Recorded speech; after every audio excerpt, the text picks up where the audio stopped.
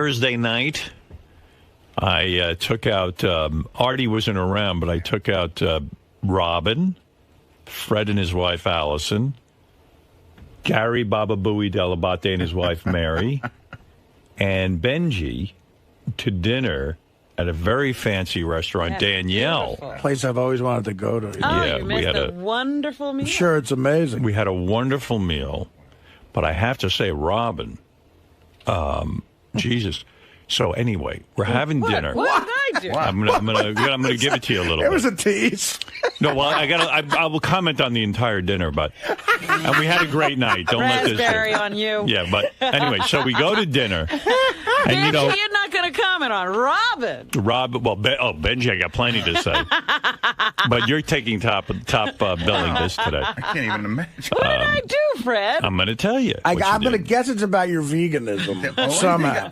The only thing No, I can think although of, I told her I want. Let me just tell the story. I really all wanted her to guessing. drop the veganism for the night, but she wouldn't do it. She's even very for a good night. to it.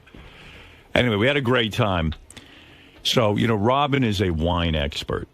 Right. And I said to her, listen, Robin, I'm going to give you the wine menu. Pick out a wine for us to drink. And Robin picked out a beautiful wine. They served it. It was delicious. And the waiter comes over to me, would you like to continue with this wine? I said, sure. If Robin picked it, that's what she wants. That's what we'll have. Well, that's why I sent him over to you. I said, you ask Mr. Stern if he wants to continue Yeah, sure. with this. I mean, absolutely. It was delicious. So we're getting toward the end of the meal. The waiter comes over, and he hands everybody at the table an envelope. I open up the envelope, and it's the actual label to the bottle of Yes, wine yes. to show you what you have. And I've been to Danielle a couple of times. They never do that. I said, uh-oh. What the fuck is going on here? Why are they giving me the... Maybe because they know this is my crew and this is important to me. Well, the bill comes. Gary was looking over my shoulder. Now, he Gary just told me looked this. He didn't say anything to me that night. Uh-oh. Robin ordered a wine. Now, Robin, let me explain something to you. Because sometimes, you know, I don't know where you grew up, but actually I Here did. we go. You know where I grew up. When someone says to you, order a bottle of wine, listen to me, so you know this for the future. I'm know all what right you're with gonna it. say. I'm fine with I know it. what you're going to say. You say to yourself, okay, what am I going to order here? I have never ordered. Let listen me to tell you this. about the wine list. Now, he didn't look at the wine I've list. been there a million times. I know the wine list. There were bottles of wine there that were $1,200. All right. Were there bottles that are $100 or $200? I was looking in the French section, so I don't know. Okay. So listen to this. Listen to this. I get the bill. Yeah. It took my breath I away. was ordering one bottle of wine. He kept them coming. Listen. So wait, let me finish. Let me finish because I'm going to teach you something. I know you know everything, but let me teach you one thing if I can, and this will stick with you, even if you fight me on the air about it. So I get the bill, and now I went like this. like my breath. No, you did not. Yeah, I went like this. I was there. I did. Gary saw it. You must have had. You must have needed a burp or And something. Beth made a comment. She even joked about that the first time they went out, Howard looks at the bill and he makes that face, but except this time he wasn't kidding. Let me tell you so I had to add it up. Each bottle of wine was $800. 7. No, I guess tax or How something. many did you have? Well, 3 bottles. And this shithead Benjy, you know, they serve him wine. What happened? He doesn't even drink it. Yeah. You know what they do? They give everybody wine. If you're not going to drink wine, don't ask for wine. In other words, say to the waiter, Benjy, I don't drink. You got to be specific with that, too, because they'll keep it coming. That's a good point. You don't know. First of all, your manners are ridiculous. But I'm going to tell you about Benjy. Robin's in trouble, but you're in real big trouble. So anyway, It was good wine. Let me ask it you was this. still. When you are invited to, you know, I remember a story. 𝗵𝗵𝗄𝗿𝗍 took a client out to a lunch or a dinner and said, order a bottle of wine. The client ordered a $600 bottle of wine. He came back. He goes, that motherfucker. If I wasn't paying for it, you think he'd ever order a $600 bottle of wine? Now, I've never ordered an $800 bottle of wine in my life.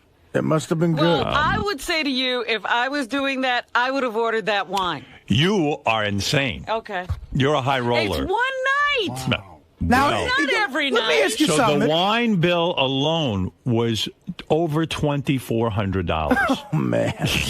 Wow. Whoa. I didn't tell them to keep bringing it. Well, listen, I said to myself, Robin knows.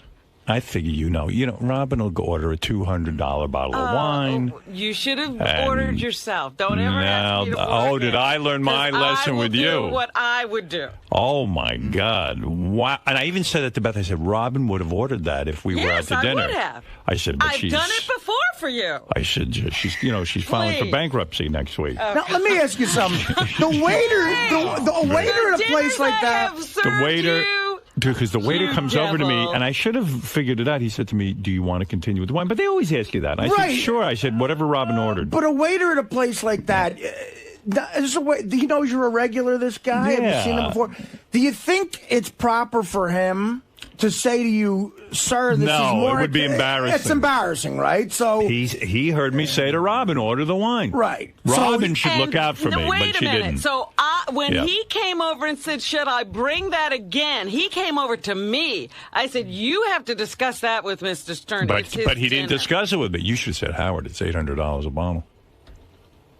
But that's You interesting. should have said it. But Robin did say that probably Robin's in in big wanting the trouble. guy to say, no, but... I wanted him to. I was all right with it. That's the reason I sent him over there. Right. I didn't obsess on it all week, and I said to Beth, listen, Robin's a high roller. Oh, and here we go. What are you saying, Do Fred? you think... I'm flabbergasted. Why? I don't think I've ever had a $700 Well, now- bottle No, of this wine. was $800. 800. Well, that must have been tax, 'cause it's I knew things were a little $700. pricey because I ordered a scotch there before you guys got there. And the Trust me, the scotch was fun. And no, but the scotch is a little pricier in that joint than they are in a lot of other Well, places. They have expenses. the whole meal without French the whole restaurant, meal right. without the wine would have run me about $1,200 or something. For that Which, amount yeah. of people, that's Actually, it's pretty good in Manhattan. That's reasonable. But the 2,400, Robin jacked it up to. Jeez. I'll pay you for the wine. No. I will. Here's the question I have. Look, all I can say is... to Gary, just- am I right? No, though? When here's you're the question I have. ordering wine, When I know Robin said that when the guy came back, she said you have to ask Mr. Stern. But if Mr. Stern doesn't know what the bottle costs, of course he would say keep it coming because he thinks it's reasonable. But there's an indication there when I send him over. Look, you better take a look at this. I was at the table and I missed the signals you two had, the I didn't indication. have any signal. The signal is, look, you're paying this bill. You ought to know what you're doing. But how would he know? How would he know what the price Because when is? the guy says that, he ought to say, well, let me look. And as Gary points out, Robin's off on that one. When you're Please. Like I said, I'll give you a check for $2,400. No, I wouldn't. No I wouldn't problem. cash it. I will send it to you some other No. way then. 'Cause I want to hear about you in this wine. It's what I would do. Well, I have to say, I'll just say this in the interest of peace here. How about the signal being, "Hey Howard, it's $800 a Right, bottle." she should say, hey, Howard, it's $800 bottle. Can I order another one? How gauche it is for the waiter to say it, so I'm supposed to yell it across the table? No, you whisper it to me. This is a smoke I'm signal. not near you. And by the way, Wow. so Gary indicates that he did not drink any wine. If he had, he said he probably would have driven it up to 4 bottles. I didn't. Brett, I said to the guy, he gave me a little bit, and I gave mine to Mary. If I was drinking wine the way I drink, we'd have been at 4 bottles, easy. Right. Well, thank God Benjy didn't drink the rest. Wow. Well, you know, you two are very, any of that wine. you two are very, very generous We are. with each other. With each other, with gifts to each other, what you do for each Yeah. other. So And Robin's right. chalk She it up would- to she this would was a actually- generous thing. she would That do is that. not She something would. I wouldn't do Right. if you were paying. If I was paying the bill. Yeah, that's why I like going to dinner when you pay. Thank you. And from now on, you'll never take me out to dinner. All right. Don't punish me. I will take you. I will never be taken by you again. That's what I'm looking I don't for. want to hear it. I don't even look at the price when I take you out. I pay. Do you think Robin's crazy now? I think that she's got a little bit of misplaced anger on this, and what she thinks about later today. No, you'll understand that. I'm saying that when I go to a certain place, I like to have a certain kind of time, and I do. Right, but that's your dime. George, let's go. You're on the air. And it will be on my dime. That's what I'm saying from now on. I won't have to worry about it. Now, Robin is very generous with me. But still, when you go out to dinner with a group of people, you kind of keep an eye on the price. You don't go $800 a bottle. You don't. You don't. I'm just telling you for the future. You didn't go $800 a bottle. You just paid for dinner. I'm paying for the wine. Yeah, I would never accept it. I will give it to you, and you're going to take it. You've spent thousands of dollars on me. I'm going to give it to you, and you're going to I'm just telling you for the future. I'm going to give it to you, and you won't take are going to take it. Yeah, I get taken out to restaurants in Manhattan all the time. Right. And people, it's just not called for. It's way above and beyond. I've been to Danielle, Oreo, all the best restaurants, and it's just rude. And you take a medium-priced bottle of wine, maybe $200-300, but $800 is just way over the top, and doesn't show very many manners. I don't care what you say. I'm paying for the wine. I'm adding to the dinner. And paying for the wine while someone else is buying is rude as well. Yes, that's even more rude. Now you really this up is rude as well. Well, we do a radio show. It was too good not to. I had to. To bring this up is very rude. It is. You just don't take me out to dinner ever again, or ask me to buy a bottle of wine. Don't be silly. I think Robin might be catching some unnecessary shit here, but I think it's a lack of communication. I think what I would have done is maybe gone over to you and say, look, I know wine and how, maybe see, have a conversation. Are you comfortable with this? Look, we can have a great bottle. It's an $800 bottle of wine. We can enjoy one of them, and then maybe you choose another wine afterwards. How you comfortable with this and showing it to me? Across the room from him. I know, I know. Me in this position. I wouldn't do that across the room. I would say, look, we could experience this, and then maybe go to something later. Well, that's why I was trying to send the guy there to say, no, just tell him to pick another bottle of wine. Just say for the future when you go out to dinner with other people, not me. I wouldn't do that. I'm always taking everybody out anyway. Yeah, me too. I always foot the bill. Now, Benjy really is something else. So, first of all, thank you, George. Benjy. Thank you, shithead. So Benjy. He probably takes nobody up for anything. Well, he knows rudeness. I say, Beth said, let's make the reservation for 7:30. I said, listen, my crew gets up early. I knew Robin was leaving the next day. You were going off to, I don't know where you were going. You were going to your flying for an enema. It's another thing. Flying for an enema. Enema. And I wouldn't buy a $1,200 bottle of wine. Right. So I said to Beth, let's make it for 7 o'clock because I said maybe Gary's staying in the city. I don't know what's going on. When you live out in the city, that's tough to negotiate. Yeah. So we make it for 7 o'clock. Robin, Fred, Gary, we're all there. Right.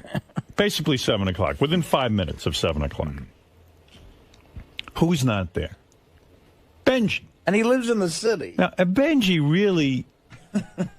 knows I'm not looking for him anyway. You know what I'm saying, Robin? Right, I mean, he's getting in by the skin of his teeth into this group because he sits in the studio during the show. And I love Benjy. Don't get me wrong. He's a good guy. But he's been here a decade.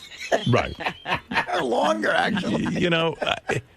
Quite frankly, we've discussed this. Benjy's there should be in the Sal Richard category. Except that Benjy works in the studio with us, so therefore he's part of that dinner. So I invite him, and no Benjy. A half hour. Now, everyone was hungry. We were all starting to drink. And I said to the waiter, look, I don't know where this guy is. I don't know what he's doing. Half an hour late? Half an hour, Artie. Benjy, you know where you work, second. man. I'm not even done. This is just the beginning, and I'm sure Robin and Fred can fill in the holes, and Gary as well. So I'm sitting there, and Robin knows I'm getting annoyed. Right. Because you know what? I'm only good for so many hours. And when I'm drinking, it's like, I'm going to fall asleep. And the waiters are standing around, and everybody's waiting for us to do something. We're waiting for Benjy. Yeah, so we're waiting and waiting. And finally I said, listen, let's get some stuff. Let's get some appetizers and things. And when this guy shows up, and now I'm down to calling him this guy. Like I don't even know him because I'm so fucking mad. I go, and I even said to Robin, I said, "What could he be doing?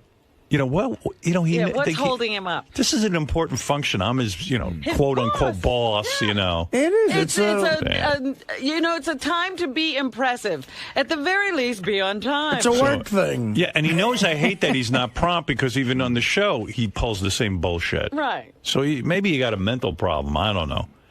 So he walks in, fat as ever.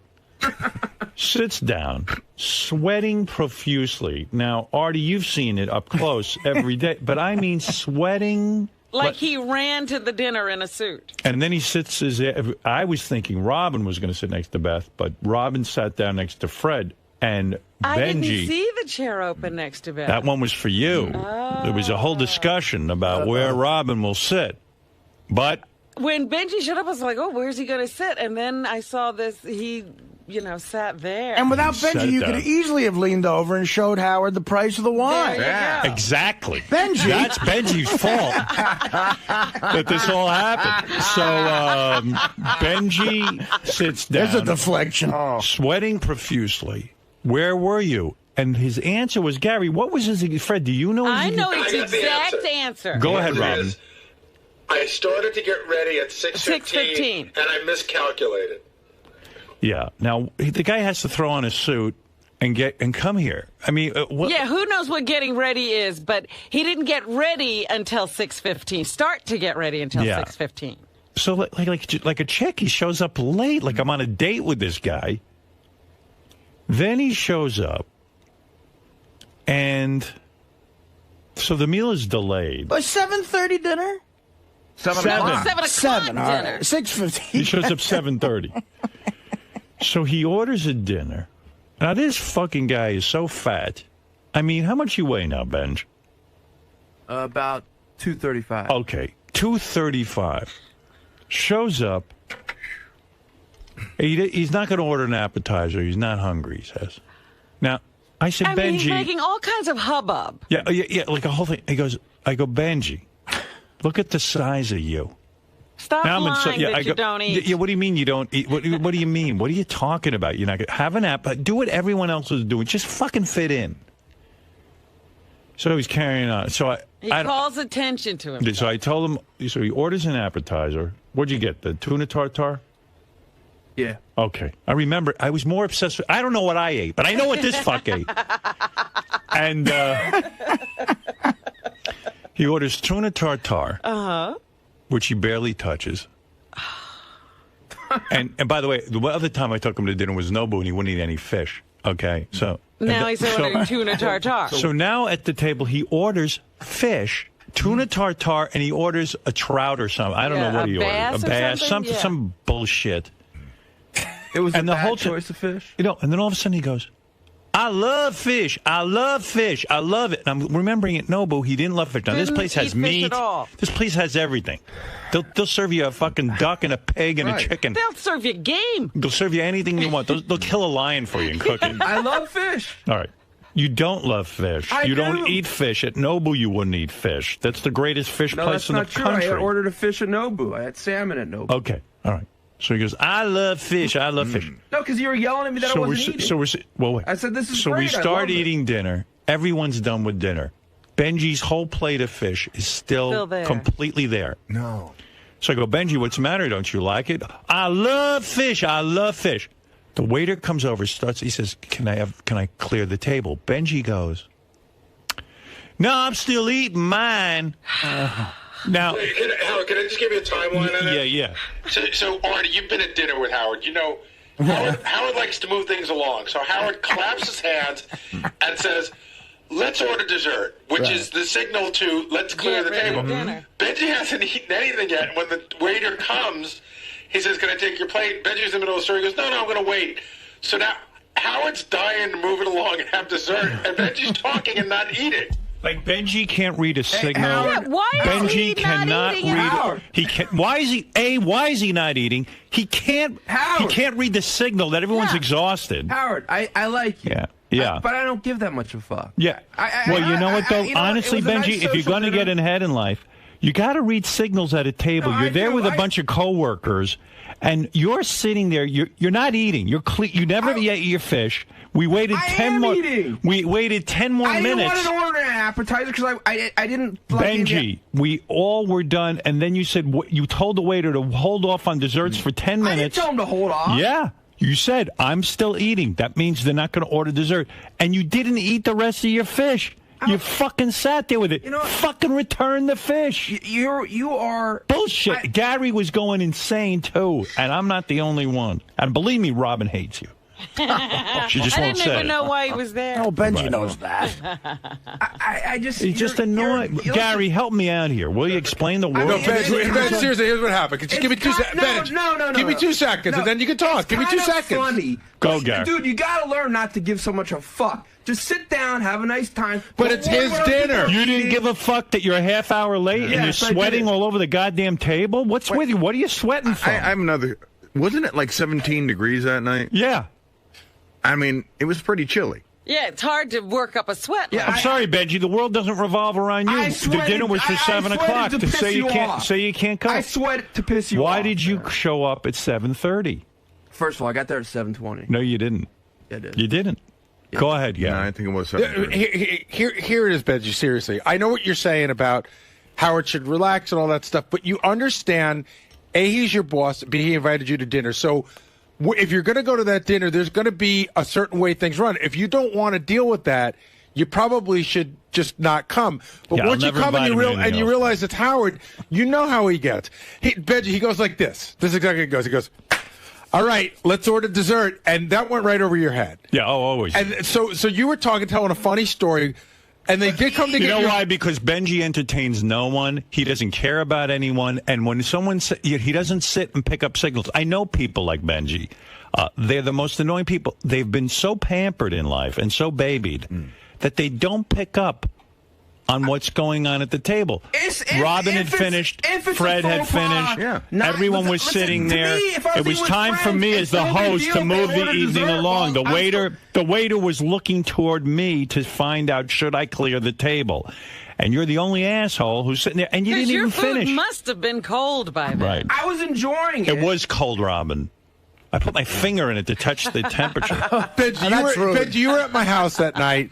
That Howard, you know that there's he gets tired early. That's why we eat dinner early. Right. Gary, you were tired too. Everyone was. Everyone You was get up tired. early. Why It was wouldn't you just I fucking looked around the table. You Because we were all waiting. yawning. Because as a courtesy, the way manners are, you wait for everybody to be finished. I would have ordered dessert. Oh, don't get me And wrong. then you would have been mad. Why No, you the turning waiter- in your fish before you're done? No, with it? the waiter would not take our dessert order. There's etiquette at There's a a fine protocol, restaurant. yeah. All right. You were holding up the I table. thought we had At least a good eat time. your fish. I thought we had a good time. We had a good time. Not you. We had a good time without you. When you showed up, things got horrible. All right. We had a good half hour before things got bad. No, we had a nice time. I enjoyed your company. I you love were being there with fine you. in conversation. I mean, but there's listening a to few your things. unbelievable sex life, which I don't believe a word Was of. there more of that? Yeah, oh. I got to tell you, my 'Cause wife. I thought we got the guys' version at Nobu. No. He went into Benji loves to talk about his sex Well, life. yeah. Mary turned around It to me. was She goes, interesting.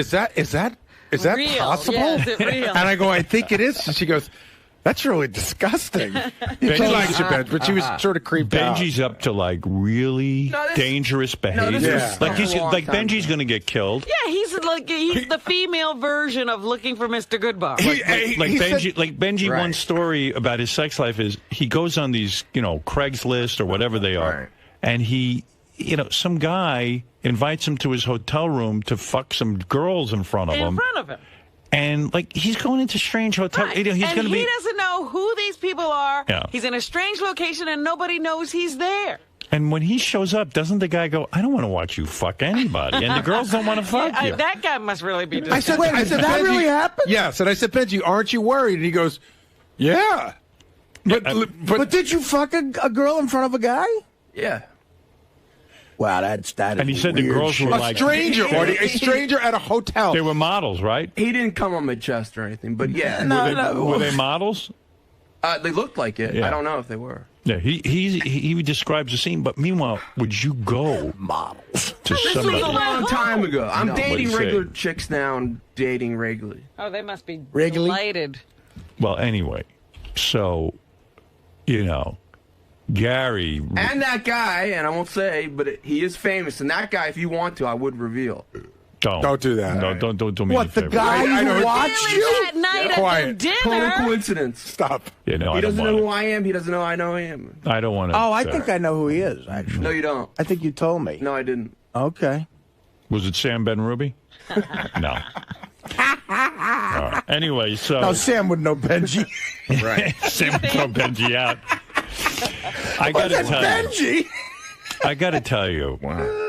This Benjy's such a character. Right, isn't he? I love him. I don't want to be too harsh, but he was. Actually, that guy scares me. If you know, I would never reveal him. But understand something, Benjy. Yeah. You're going to go out with people in the future. Forget about me. I understand you're trying to be You eccentric. think he's going to go out with people in the future? I don't know. I said that to make him feel better.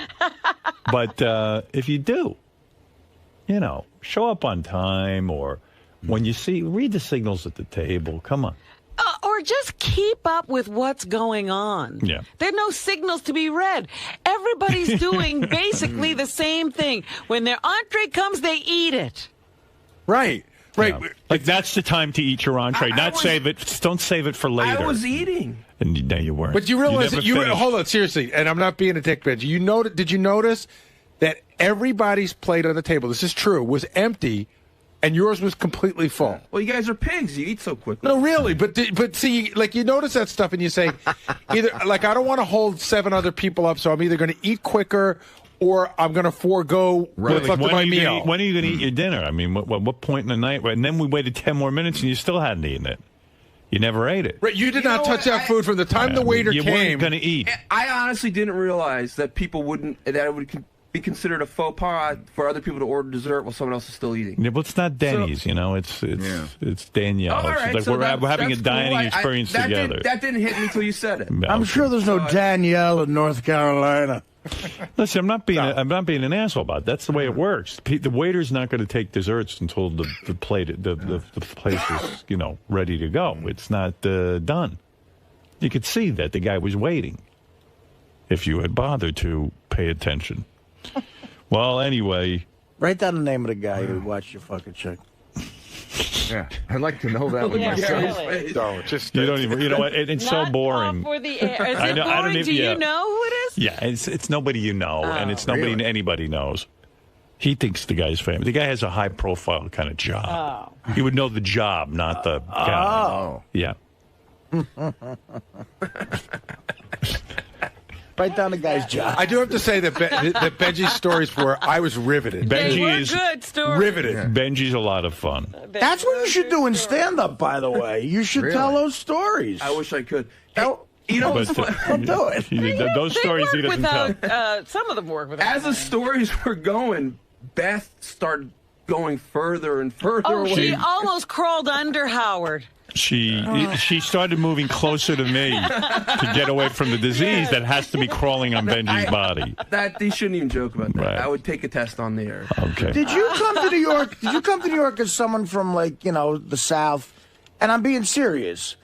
Did you come here with the goal of being part of that, outer fringe Andy Warhol gang, New York City, nook and cranny, getting blown everywhere? Yeah, the underground crowd. Did you want to that's be so a hip. part of that thing? I've kind of always been attracted to anything underground. Not just sex. Just sex. It's more illustrated when it's sex. But I like underground stuff. Right.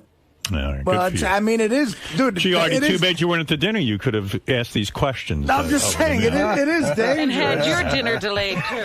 It is. Yeah. I wish, look.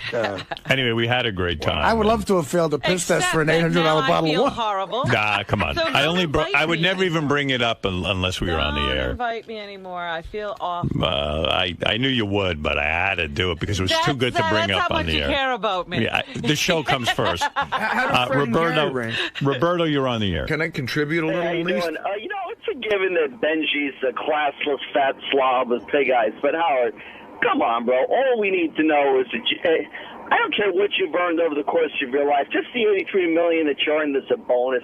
You just pick up the check and shut up about what Robin ordered or didn't order. I mean, We're doing a radio show, not sir. now. I think when would you enjoy an $800 bottle of wine with your friends? Roberto, this is a radio show. So I bring things up.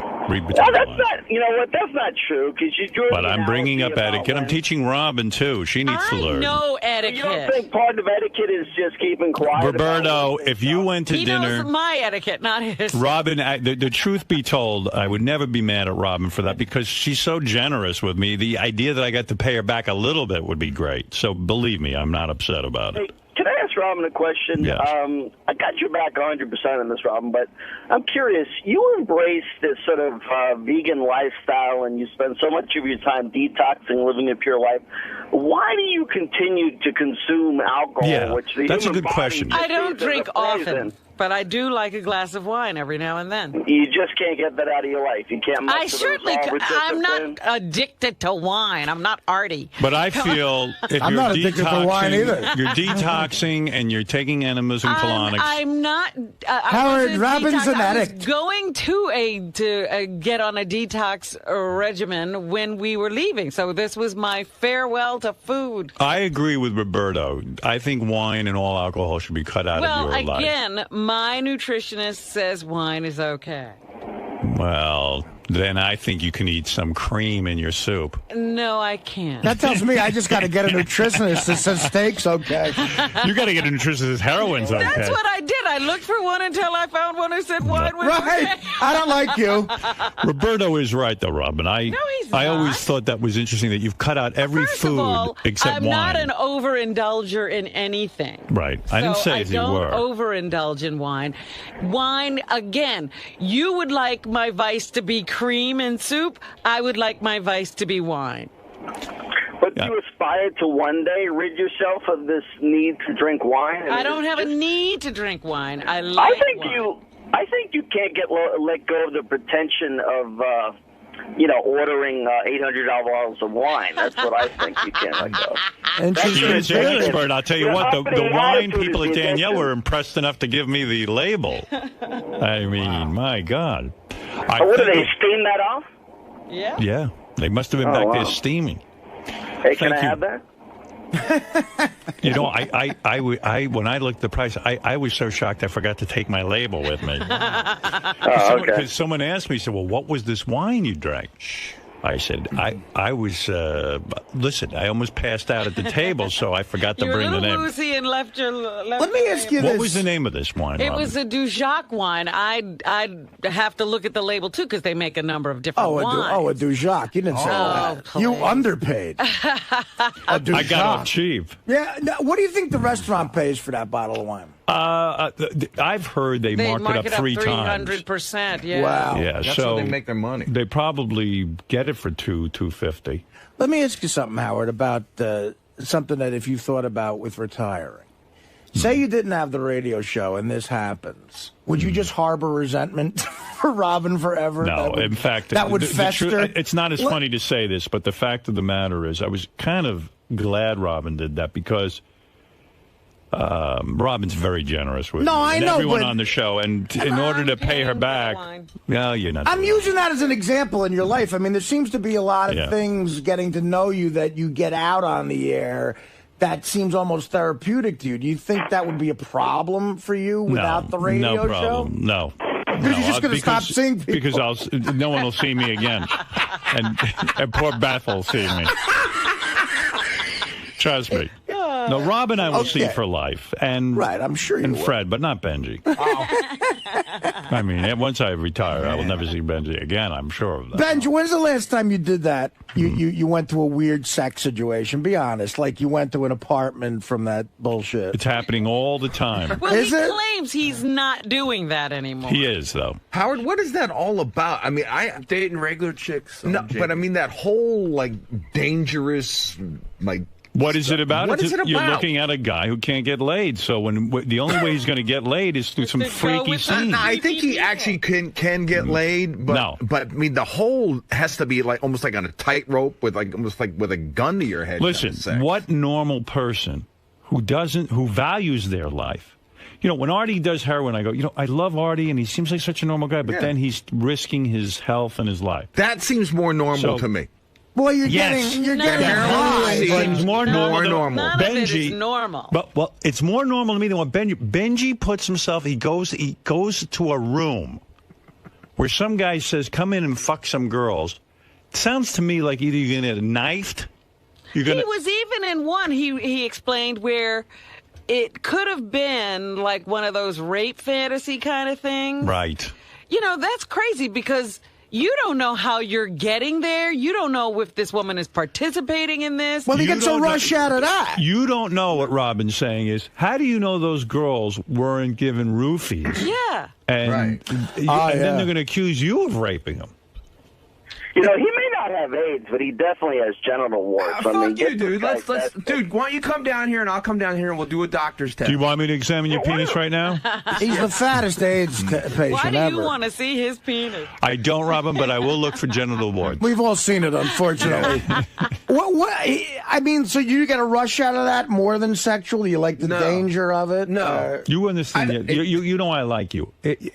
You know you're putting your life at risk. I am dating regular chicks now in a regular way. The problem is... Do you know that there's something wrong with you? That you would go to a room where a guy just says, come over? I mean, don't you know that... Like, in the middle of the night. You don't have a bodyguard. You don't have a gun. You don't have nothing, man. You're walking in there and you're doing this weird thing. I mean, you don't know that's dangerous? Of course it's dangerous. Do you value your life? Do you like living? Yes. Yeah. All right. But anytime you get laid, it's like there's... Listen, I want to get laid more than anything. Getting laid is the main focus of my life. You know what I mean? It's the primary focus of my life for many, many reasons. Being inside a woman's not enough for me. You know what I mean? I wish I could go inside of you and then come out through your mouth. I would crawl all the way up. Right. You were exactly right when you said, I don't get off at all on some dude being there. I'll take the opportunity. No, that's the dude that's going to take a gun and shoot you in the head and rob you. Or stab you. Lucky for you, you don't have any money. Did you ever see the movie Looking for Mr. Goodbar? You should rent it. Yeah, it was about a hot chick who gets killed. You, on the other hand, are going to get killed and you're not even a hot chick. Right. Some people have that need I worry about you. I do. Action, but he's not a gambler. You're not thinking. No, he's gambling with sex. Right. Right. But it's more of a sexual thing. Like at the end of the movie, the gambler with James Caan, he wins his bet and he needs more danger in his life. So he goes to like a drug den and tries to get into a knife fight with a big bouncer. Like he needs that action. Yeah, but it's the same as Looking for Mr. Goodbar. She finally winds up with a guy who's mental and clubs her to death. Right. But it's sexual. It's not like a gambling thing. But Benjy's is sexual. You know, like she didn't know who she was taking home either. See, I don't know if Benjy can turn that off then. He can't turn it off. I'll tell you why. Benjy, this isn't about sex. Benjy's lonely. Nah, I'm not. No, you're lonely. I have lots of friends. I'm lonely. I would never do that. Listen, I love sex. And it is hard because anytime you're home, you could just go out and get laid. Wouldn't it be safer than to go to a stranger's house? At least go to a well-known high-end prostitute where at least you could... I know it sounds crazy, but then it doesn't feel like I don't get off on that. See, that's the danger. I don't feel like I'm earning it. Oh, okay. Benjy said something to me once. I don't think he's going to care about this, but we were in... I mean, it was something that it kind of creeped me out, but it didn't. And it goes along the lines of this. Maybe you remember this. The last time we took the show to Vegas, we landed on a private jet, and it happened to be the day of rehab at the Hard Rock with all those strippers. And they got us an area, and it was me, and I was talking to this smoking hot blonde was talking to me. And she knew the show, and she was clearly, like, hitting on me, you know. Right. And I was sort of like, you know, drinking with her and everything. Then he said to me, he goes, isn't it like a turn on to do you think like you could just be fucking this chick in like 5 seconds up in your room? And I'm like, I don't know, maybe if I, later on or something. He goes, but isn't that fucking amazing that you could just fuck her right now? And I'm like, he was getting too into the question. Yeah. And I was like, I don't know. That's what was going on in his head. Yeah, I was starting to think, like, what do you want to do? Well, anyway, that was our dinner. Do you Thursday remember night. that? That's the creepy moment. No, but because it was like you were.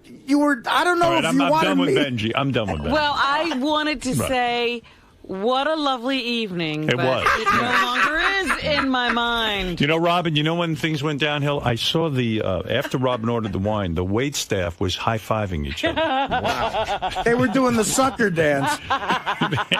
They did the sucker dance in the background. All right. But I thought I'd had a good time. I now realize I did. You did not have a good time. I did not have I will always remember that night. That's the most expensive booze You ever had. I've Yeah, ever me consumed. too. Well, I never had the most. Me too. The most expensive wine I ever had was maybe half that price. Howard, This do you was a I never first even for me. had anything half that much. do you think?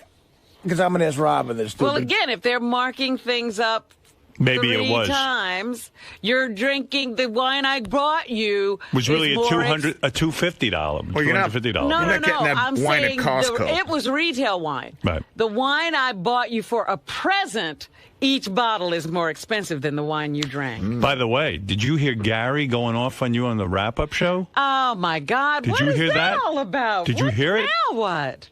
Oh, my God. Hey, Howard, real quick before we end this, I'm do you? now giving up wine because it causes You too should. much You trouble. with wine. You got to hear Gary from the wrap-up. But Dominic, what did you want to say real quick? How do you know that Benjy's really doing all this? Because I don't. Think about this for one I moment. think I believe him. No, Well, everyone at that table, he was shocking some women that would never ever think of this type of behavior, would find it disgusting.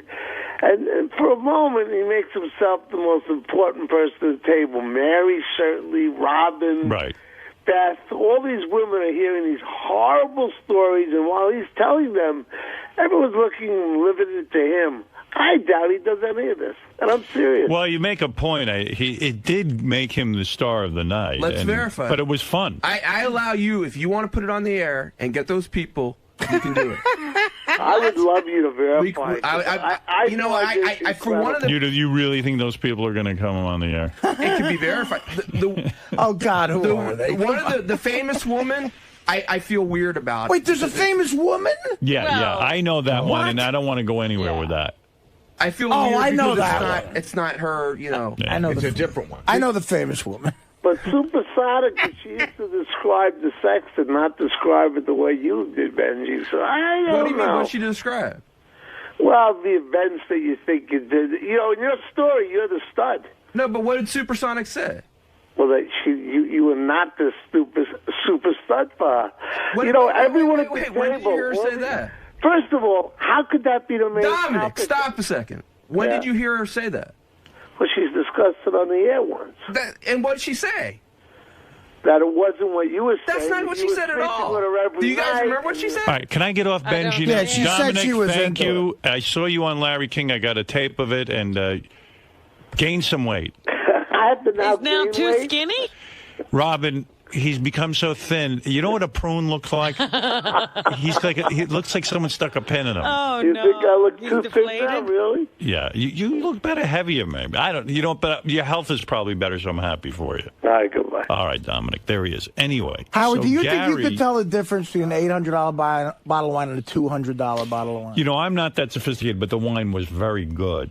Robin, that's all I could know. you? 800 and 200, you think? Not a good $200 bottle of wine. Listen, I'm I not told that you. good. I told you. This is a real quick story. I've said it on the air before.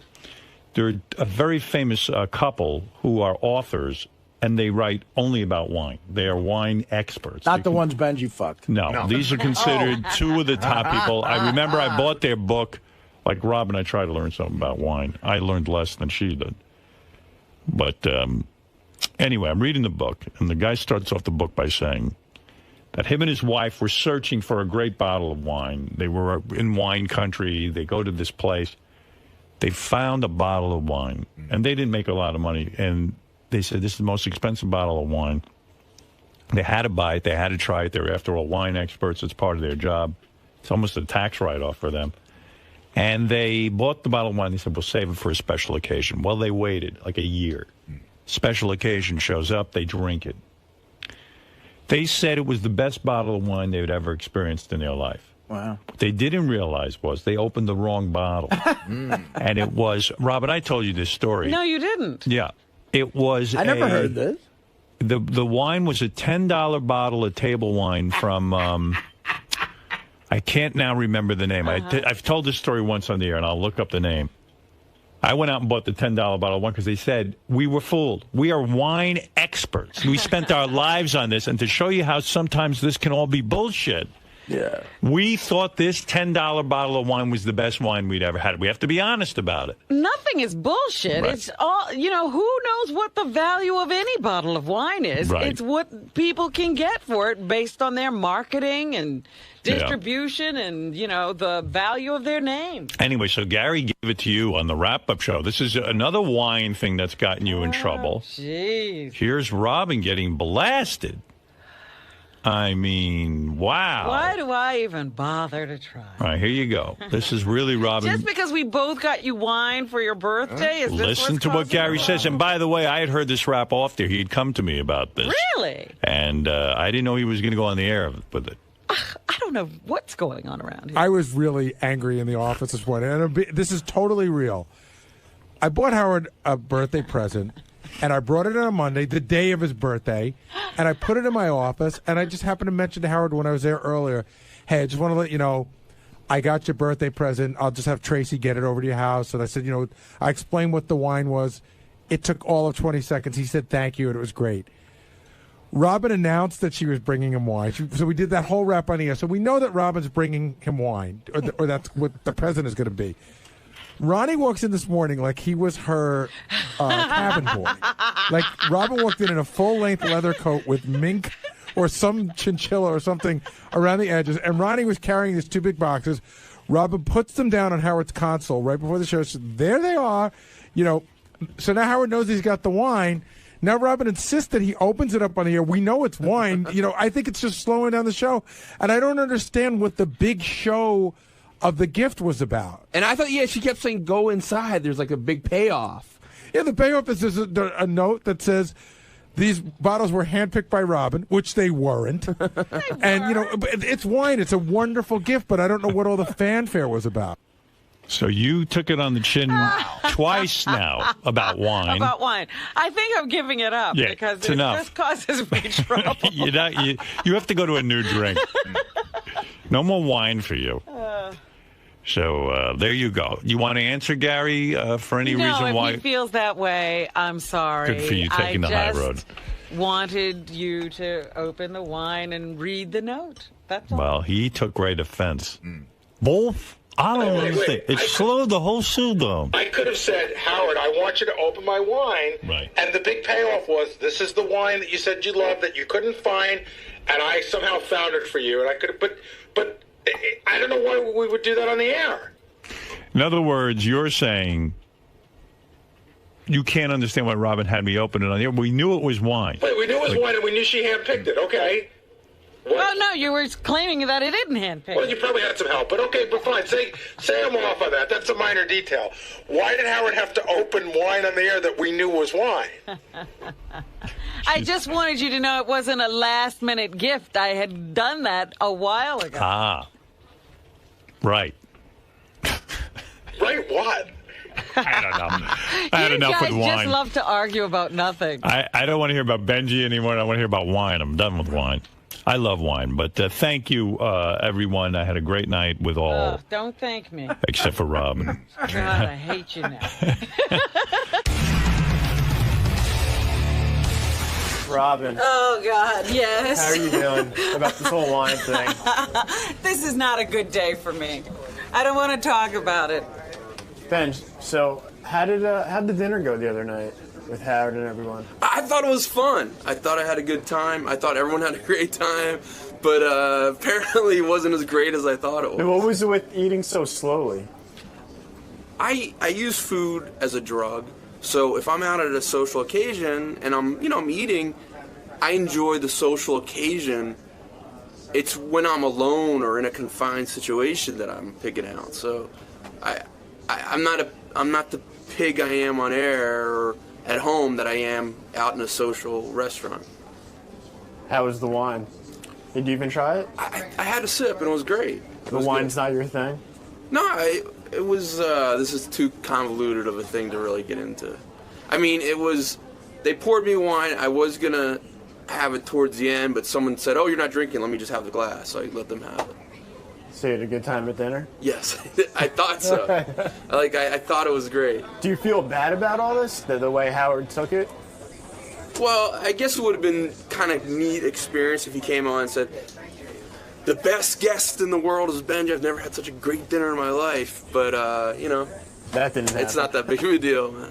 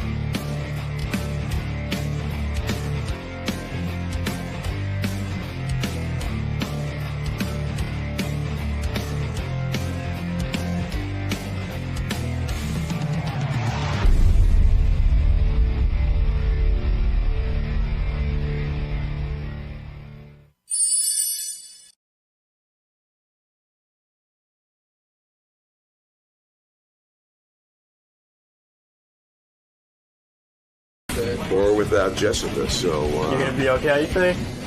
I don't know. It's pretty scary. I usually have them to, lean on. All right, well, good luck in there today. Oh, thanks. Thanks a lot. Bobby Schimmel is here. He's a top comic. Everybody loves him. I think he's got a new CD out, a new DVD.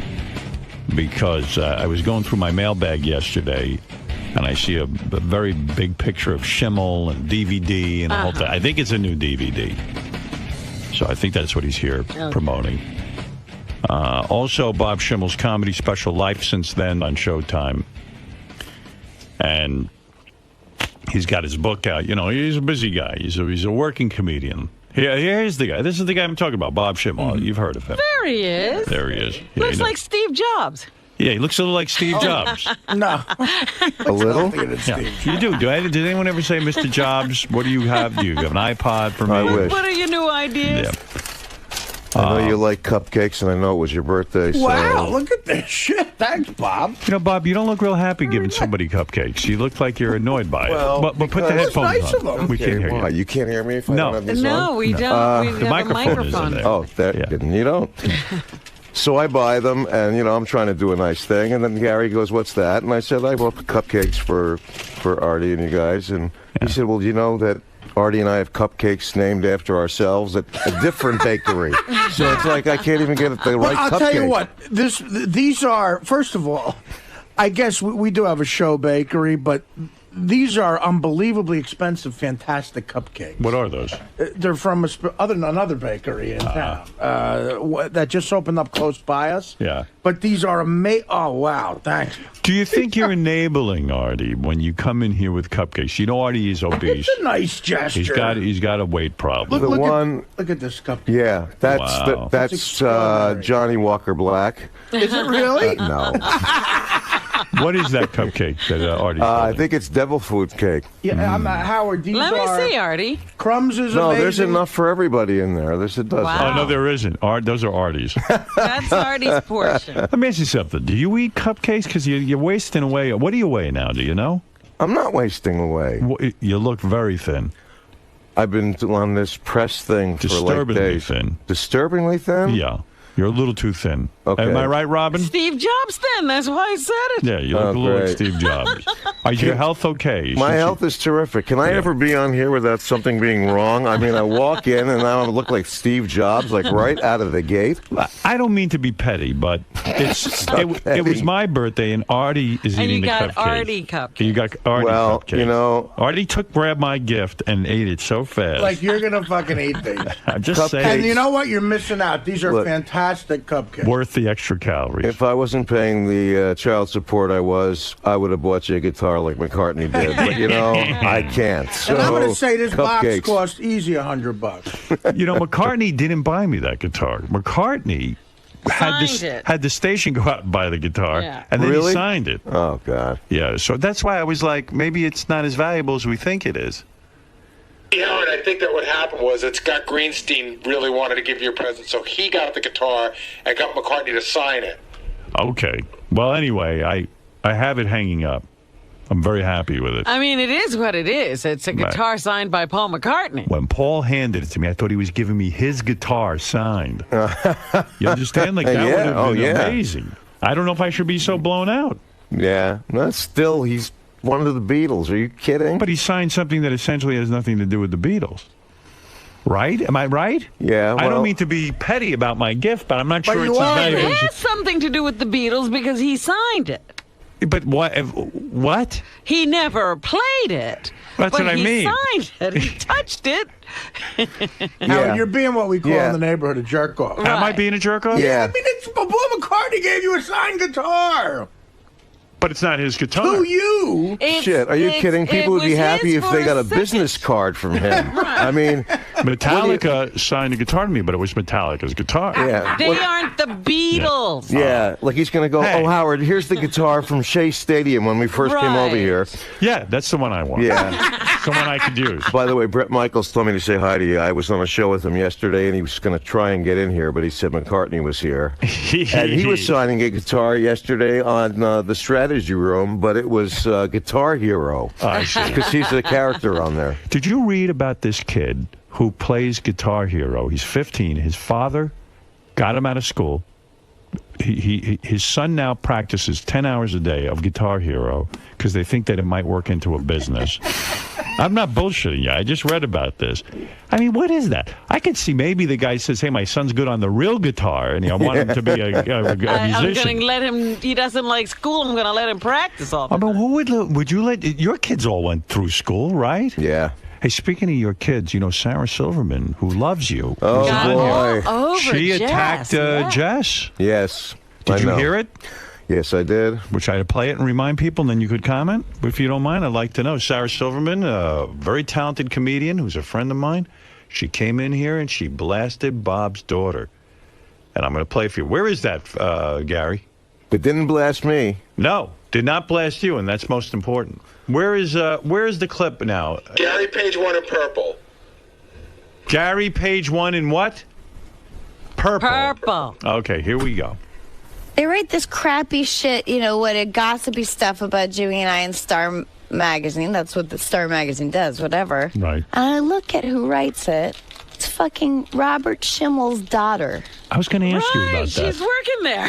And I'm like, what a scumbag move. I know, but like... I know that that's her job. First of all, I don't know why anyone would be, why Jessica would be proud of having a job like that. Like, what are you? You want to be a writer? That's not going to make you a writer. You're not going to graduate from there and do something, you know? Well, that's not true. That's not true. They're the highest paid reporters. Reporters. Well, whatever. So then I go, I can't believe that Jessica would write about, like, comedians of all people. You know what I mean? Like, right, I'm friends with her father. I love her father. I don't know if she's angry at her father, and this is some way, I don't know, you know, what is going on, but it was totally untrue, and it was real... It was just so gross. I couldn't believe it was her. It was like it was like having like my own daughter like write something shitty. You know what I mean? But like, the real thing. No, she didn't stop there. I'm going to let you comment after I finish. Let me. This is an addition. You should try this blue cupcake. I just think it's scumbaggy. So then, when like somebody called her on it, she was like, "Oh, I didn't even write that. That's like a colleague just used my name. That's what they do sometimes because that way the buck never stops anywhere." Oh my but you know God. what? She should still be held responsible for it because then maybe she'll keep someone from using her name in an article. It's so. Ugh. But that sounds like bullshit. Yeah, I mean, does that really happen? They just use a colleague. I mean, I'm bummed that Schimmel's daughter is a weasel. That's all. It's a bummer to me because I always really liked him. Now, I love my daughter. I know you love your daughter more than anything. You're a very good father. How did you learn about this, and what do you want to say about it? How did I learn about it? Yeah. Well, I think my email mailbox exploded. You mean it actually physically exploded? Yeah, I got a lot of emails and people calling up going, what is going on? And I called her up and I said, Jess, what's happening? And she said, Dad, you know what? I don't tell you what to do. Don't tell me what to do. This is my job. She said, I wrote this article like 4 months ago. Why she would bring it up that much later? She said, is she harboring that for that long? And I said, you know what? I don't want to be in the middle of it. I love Sarah. I think she's really funny. Right. I don't get in the middle of people's things. And, you should. Why didn't you think of me when you do that? And she said, why? You don't think of me when you talk about my shit when you're on Howard. You tell my whole life on there. I see. Right. So do you think in a way she was giving you a dig, your daughter? No, I think she was doing her job. That they wanted her to, she was asking if I knew anything about why they broke up. And I said, I don't know anything. Right. And I wouldn't ask anybody. I don't even remember what the article was. Why did she say they broke that up? She was, I don't know. I think it said something about that she was depressed that they broke up or something. Nothing really crazy. It wasn't. Wait a minute. Was that the article about the fat guys? I'm not sure. I don't know. Sarah's in love with fat guys. And right. That's what she was looking at fat guys on the computer and he came in on her. Oh, no, that's Mike Walker. No, that wasn't. It's hard because, you want to see your daughter be successful. By the way, a lot of people I know come out of tabloid journalism and done quite well. Yeah. Judith Reagan got her own publishing company out of that. So, you don't know. So it's a tough one for you, right? Yeah.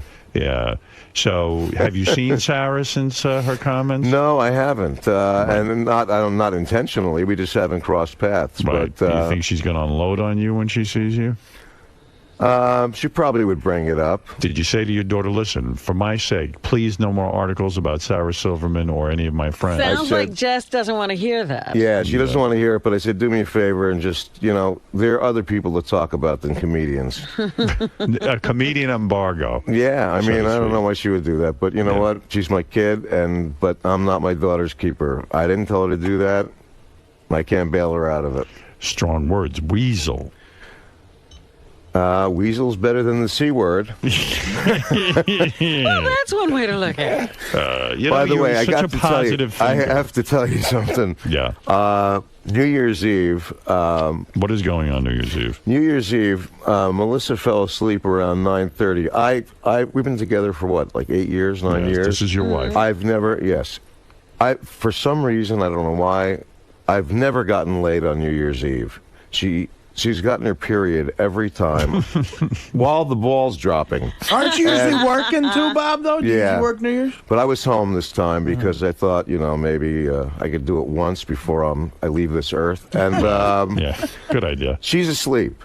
So I go out to Albertsons to pick up some stuff, and I'm in the car, and I look at my watch, and it's 1 minute to 12. Right. So I just put on the radio and I say, you know what? I'm going to be in the parking lot. It's going to be New Year's Eve, and then I'll just drive back home. I'm like 2 blocks away. All of a sudden, 2 cop cars swarm in on me. Wow. Lights on. Scary. The speaker, put your hands on the dashboard. Wow. And they walk over, with their hands on the sides. What are you doing out here? I said, I just went shopping, and they said, on New Year's Eve, at midnight, you're in an Albertsons parking lot. Do you have any dope on you? Can we? And I said, no. And the guy goes, give me your license or registration. And I'm like, oh, fuck me. Hi. They walk away, and then the guy comes back, and he goes, Robert Schimmel. He goes, did I hear you on Howard Stern with your daughter? And I said, yeah. He goes, get the fuck out of here. And that was it. Let me go. So you saved me. That's it. And so you missed fucking your wife on New Year's Eve. Why didn't you fuck the cashier at that place? That's what I would do. He's not really my type. You didn't like that guy. Yeah, no. Are you doing all right?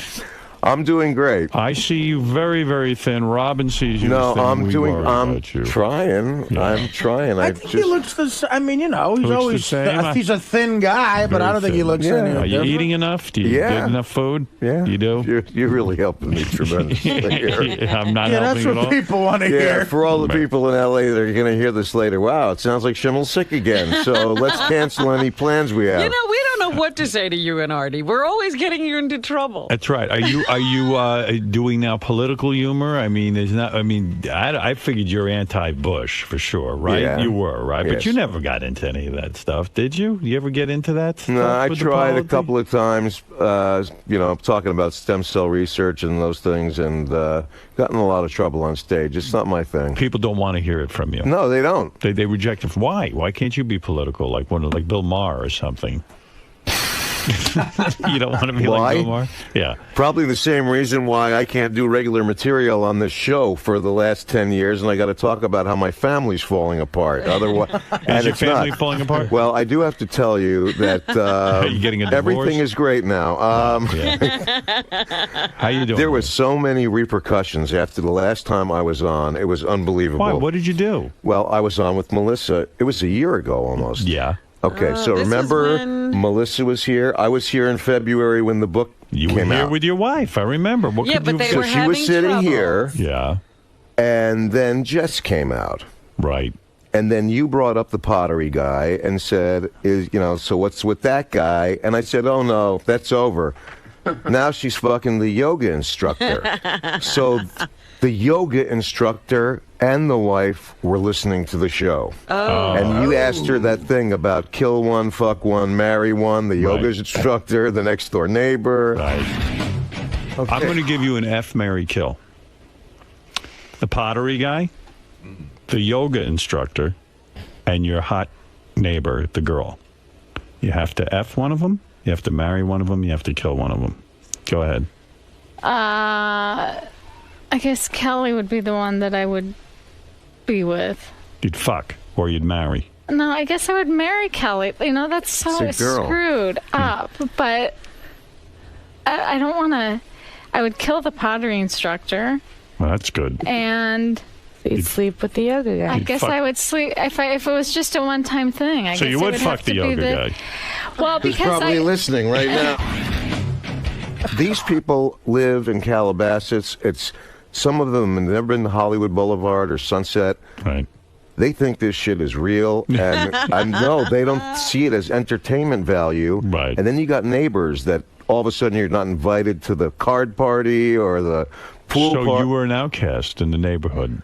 Have you been ostracized? Yeah. Some people are going, please don't talk about us when you go on there. Right. They don't want to hear it. This is everywhere you go. Your family says it. Your neighbors say it. Yeah, your ex-wife says it. My ex-wife is hitting me for so much money now. But I thought you divorced. How could she hit you for money? I don't know. They could always come back and revisit and go for more child support. Right. And I am giving her so much right now that literally I couldn't even afford to get divorced again. Right. I mean, if I went home and caught Melissa in bed with like 3 guys at the same time, basically all I could do is say, everyone's set with drinks and snacks and everything. But you worked through all of this. In the court, you paid. Your divorce was finalized. Yeah, but it's not over. No, it's not. Because your child support is never finalized. Wow. Aren't your kids in their 30s now? Oh, that's right. Jessica's 30. Right. And we'll see if she turns 31 after this thing now today. And at least she's supporting herself. Yeah. I'll my give her that. daughter's Aaliyah's 18. I have a son that's 9, one that's 5, one that's 3.5. Jesus Christ. You just do not let up on yourself, do you? No. I think maybe your theory is right. Yourself into this situation. Is your how you doing with your wife though? The present wife, is she cheating? I don't think so. You don't know for sure. You don't. Whoever knows for sure. Do you keep tabs on her? Do you ever like one of our guys, Sal, caught his wife getting text messages from a guy 143, I love you 143, I mean, the poor bastard is like beside himself. No, but I did. It's kind of weird when you're on the road for like 2 weeks and you come home and the first thing your wife says is, nothing physical happened. I don't know what that means exactly. Did it really deteriorate? She seems so in love with you at No, one point. she is in love with me. We're sound getting along great. We are. We're getting along great. No fucking on New Year's Eve. I didn't say ever. Right, I mean, we did it in June. I worry about you sometimes. You know? I know. I don't want you to get so great. depressed that you're I'm not funny. depressed. I mean, you got to stay funny. That's the key. I'd like to be. You're leading me into areas where I have to defend myself that I'm not dying like today, or that my kids are fucking around, and my wife. I mean, so where is the comedy? Boy, I never heard of a wife being able to ask for more child support. Yes. Oh, you've heard of them reopening these cases over and over again. Gee whiz. Nothing physical happened. You know, I would believe it if it was my ex-wife, because if she was a ride at Disneyland, it would be a ride you wouldn't need a seatbelt for. Well, I've had some of the best naps in my life laying on top of my ex-wife. Are you saying that you think a woman is only good in bed if she moves around a lot? Well, I'd like to, I don't want to feel like I'm impersonating a necrophiliac. But do you think some of that could be your fault? In other words, maybe the man Of course she's it's with. my fault. Yeah, I mean, you get on top of her and she goes, "Oh, I don't even want to move. I mean, this is not fun." I don't even have to get on top. All I have to do is say, "Hey, you want to do it?" And they're going, "Ugh." So it's. Are you bad in bed? Am I bad in bed? Yeah. Not when I'm by myself. I'm not. I think I'm pretty good. It's just, I hate to see you go all to waste. I mean, you're such a vital guy. I'm not going to. I'm going to be 59 tomorrow. Wow. Do you want to get off the road? Do you want to stop doing these comedy appearances? Are you done with it? No. First of all, I love doing it. Second of all, gets you out of the house. Yeah, it gets me out of the house, and I want to be. If I keep going, I could actually literally be the last comic standing. Right. You don't care about the TV show. You want to be the last comic standing in the world. For real. Yeah. I want to be 75 and work in the Funny Bones. Right. So, and also, when you go on the road, it gives your wife a chance to socialize with people. I would imagine, yeah. Anyway, you've got to go see Robert Schimmel's comedy special, Life Since Then, on Showtime. That's a big accolade when you can have a show on Showtime. It's been the last hour special I did was in 2000, right before I got diagnosed. Wow. Isn't this a lot of pressure for you? Because now, when they put it on Showtime, you have to come up with a whole new act when you travel around the country. You can no longer do that act. Right. Am I correct? Yeah, you can. I think you could do it once because people want to see you live that's only saw you on Showtime. Right. But the second time around, it's not like a band where you could do the best of. Then they go, "We've heard this already." I'm on Conan tonight. I taped it. I'm curious to see how much it's going to actually air. What did you do on there? Well, they make you go through standards and practices, and you have to run the whole set. It's a whole different set of rules on No, it really is. yeah. And they're really great to me there, but, standards and practices is really, really sensitive. So I was going to do this thing about me going to Puerto Vallarta and going parasailing, and that I'm standing on the beach wearing a parachute like a mental patient, right. And then this rope pulls me into the water and up in the air, and when I'm up there, I get diarrhea, and I'm shitting on the, while I'm in the air. And they said, "Oh, no. You can't say mental patient." No. You can't say mental patient. Wow. Yeah, you didn't because get they're up to afraid. shitting. No, the diarrhea thing's Right. okay. Yeah. The mental patient, forget it. Wow, no kid. I'm shocked by that. Yeah, so then I get on there, and, Conan says, "Have fun." And so I think he really means it. So I go out there. Right. And I said that my wife, we were in Maui, she wanted me to go on a 3-man sub with her. And I said, the way my life works, this guy's going to take me to the bottom of the ocean, stop the sub, and say, here's the part where one of you guys blow me or we're not going anywhere. and you don't know my wife because she'd be going, "Bob, you better hurry up because we're going to miss the luau." And I didn't run that by them. And I looked at the audience and I said, I don't know if any of you have ever had sex on a submarine, but my ears were popping like there was no tomorrow. Well, I got off and they said, "What? You didn't run that by us." Right. Well, you didn't. And I said, "So?" And they said, "Well, you're hinting that you had sex with a guy." And I said, "Yeah, but he wasn't a mental patient." You are so right about this standards and practices thing. I read a thing in the paper. Will Ferrell was promoting a new movie. a play. A play on Broadway. And in the commercial, he says douchebag. He uses the word douchebag. Now, I know because I've been through the mill with the word douchebag. I used to say it on the radio in Washington. Yeah. When I came to New York, they stopped me from saying douchebag. They took Will Ferrell's commercial. They pulled it off the air. No douchebag. You can't say that. And I was very shocked by that. The first time it ever happened to me. I mean, what do you mean you can't say douchebag? What's a douchebag? They go, well, that's a bag where women put in douche in their vagina and this and that. I said, you're being a little too literal, I think. Yeah, no, they really do. Because actually the beginning of the bit was that I was claustrophobic and that I can't even go on the sub at Disneyland. And that doesn't even go underwater. And I said, now they changed it, and it's like it's the Nemo ride. It's the same fucking sub from when Disney was still alive. They just have a different color fish they shake in front of the window. So there's like a line, and it says 2 hours from here. So I said, when I was running the set, I told my kid, I'm not waiting in this line. If you want to go on this ride, you better start stuttering or limping or something. Because and then he was like, Nemo. They said, no. You can't do that because somebody might call and say, hey, my kid's like that, and that's not funny. Right. I can't believe you're still at that phase of your life where you're going to Disneyland, Nemo, all this stuff. I have a 5-year-old and a 3.5-year-old. You're too old for this stuff. No, I'm not. Yeah, of course. I'm too old for this stuff. I'm younger than you. This is too much for me to even comprehend. When was the last time you were at Disneyland? Never. There you go. Hey, so you're going on Conan. You taped it already. Yeah. Now, are you allowed on Kimmel now that Sarah's mad at you? I think maybe you'll be banned. No. I got asked to be on there, and I don't think that there's a connection between that. And I don't think he connects me to Jess, just like she doesn't. All right, let's see. Not because really. I don't know, because Sarah has it in for you and your daughter. Not for me. Yes. Well, not for you, but indirectly, she's got to take it out on you. I think you're in big trouble. Okay, well, what else is new?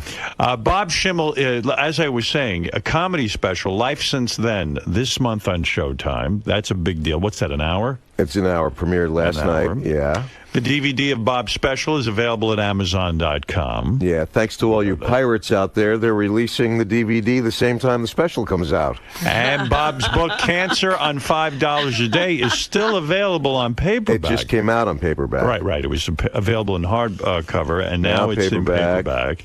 And let's take a couple of phone calls. Hi, Matt. You're on the air. Bob Schimmel is here, and you're in Pasadena, California, Matt. Yeah, I just wanted to apologize for something I said to Bob like 10 years ago. What'd you say? Well, I was in a comedy club. I don't remember this, Bob. It was in Rhode Island, and I'm in a wheelchair. I'm a comic. I kind of had to run to the place, and I was totally wired out of my tits. And I went in there, and I was trying to prove, I guess, that I was a comic. I had worked with Lenny Clark the night before, and he got out of doing this interview by saying he had a thing the next day with early in the morning for kids with cancer. And I go to Bob, I go, can you imagine that? Kids with cancer. Does it get any better than that? And it wasn't until the next day when I sobered up that I realized, holy shit, he was looking at me like, are you an asshole or an idiot? You know, what kind of thing is that? I don't even understand this story. It's crazy. The most famous thing, if you only know one thing about Bob, is that he did this incredible bit about his kid dying of cancer. Yeah, I know that, but yeah, it was on this show. That's the only place I ever did it. Yeah, but we feel very honored, by the way. Yeah, that Bob would do that here. But anyway, I'm really sorry, Bob. I don't know. All right, thank you, Matt. That's okay. You know what? I didn't even remember that you did it. And I don't know what wired out of your tits means, really. Yeah, that sounded very strange to me. And quite frankly, from a guy. Yeah, I don't think you really let the audience affect you when you go around the country doing these shows, do you? No, well, I don't want people to be offended. I thought he was going to say that he was offended that I did a joke about a wheelchair and that he came over and he was in a wheelchair. But no. I almost fell asleep during his story, quite frankly. I couldn't even believe it. So anyway, I'll tell you who texts me, though. Taya Parker. Taya Parker? Penthouse Pet of the Year. I hosted the Exotic Dancer Awards when she won. So she started texting me going, I'm going to be on Howard Stern. She said, why don't you fly into New York and go on with me? And Melissa was like, no, you're not going to go on with the stripper. Every time you say we have problems, you're going to show up with her. And she texted me yesterday and said, good luck on there. She's a really nice girl. Do you do that with your wife to make her jealous, that kind of thing? No, because she knows that Taya would never do anything, and neither would I, because I can't afford to. I can't. No, you can't. Not with what you're paying out. I know, like sports guys that pay less than I do. Why is that? Because they rappers. They pay less than I do. Why did your what does your lawyer say about that? Did you say to him, I know rappers who pay less? Yeah. He said, you don't have any money to pay me to ask me any questions anymore. So this guy has like a $25,000 retainer, and then he calls me up and says, who do you like in the playoffs? And I said, is the clock running? Because they charge like crazy money just to read a letter. I mean, it's ridiculous. It's a nightmare once you get involved in that stuff. And well, she's, my 18-year-old moved back in with me, so she lives with me now, and Vicky only has Jacob. And to want more money for him, where there's no way she's spending that kind of money on him. $120 a year. She's living with a guy. Right. And when I performed in Vegas last time, Jessica called me up and she said, Mom is coming up to Vegas with her boyfriend. And I said, so? She goes, I hope you don't run into her. And I said, you know how big Vegas is, and there's a lot of people here. And Melissa was going to come up to surprise me. And Melissa and Vicky don't really get along. And if they would have wound up together in the lobby of the hotel, it would have beat the Oscar De La Hoya fight. And why don't they get along? Why don't they get That's along? bad, No, huh? Why? Because both of us put her in the middle. I see. And that's bad. They don't want to be there. She had to choose. So then Lee calls me up and goes, okay, this is fucked up. Now, I wasn't supposed to tell you this. Melissa's on her way up here with the kids, driving up. Right. And Vicky's on her way up here with the boyfriend. And I said, so what? So what? Vicky's staying at the hotel I'm performing at. And I'm coming into the lobby from press. I'm on the marquee. I'm on a billboard on the 15 freeway. Why would she want to do that? She's angry with you. Why would she want to I walk in, there she is with the boyfriend who I never met. This guy's living in my house. And she goes, what a surprise. Yeah, it would be a surprise if you ran into me in the ladies' room at Circus, not here in the hotel that I'm working in. Why would you show up here? And then I'm not making this shit up. You know I'm not. I know. And then I said, I want to meet your boyfriend because I haven't met him. He lives with you. She said, there's no reason for you to meet. And I said, yes, there is. I have a 9-year-old son that lives in the house with this guy, and I've never met him. That's true. So then the guy comes over. I said, I just want to tell you that Aaliyah, my daughter, and Jacob told me that you're a really nice guy and you treat them really cool, and I really appreciate that. Right. And he said, can I talk to you man to man? Mm-hmm. And I said, oh, why? Could one of us be a girl? I mean, and he puts his arm around me and takes me like 3 steps away, but in earshot of Vicky, and says, why don't you be a man and step up to the plate and give some more money to your wife, because we can't live on what you're sending. We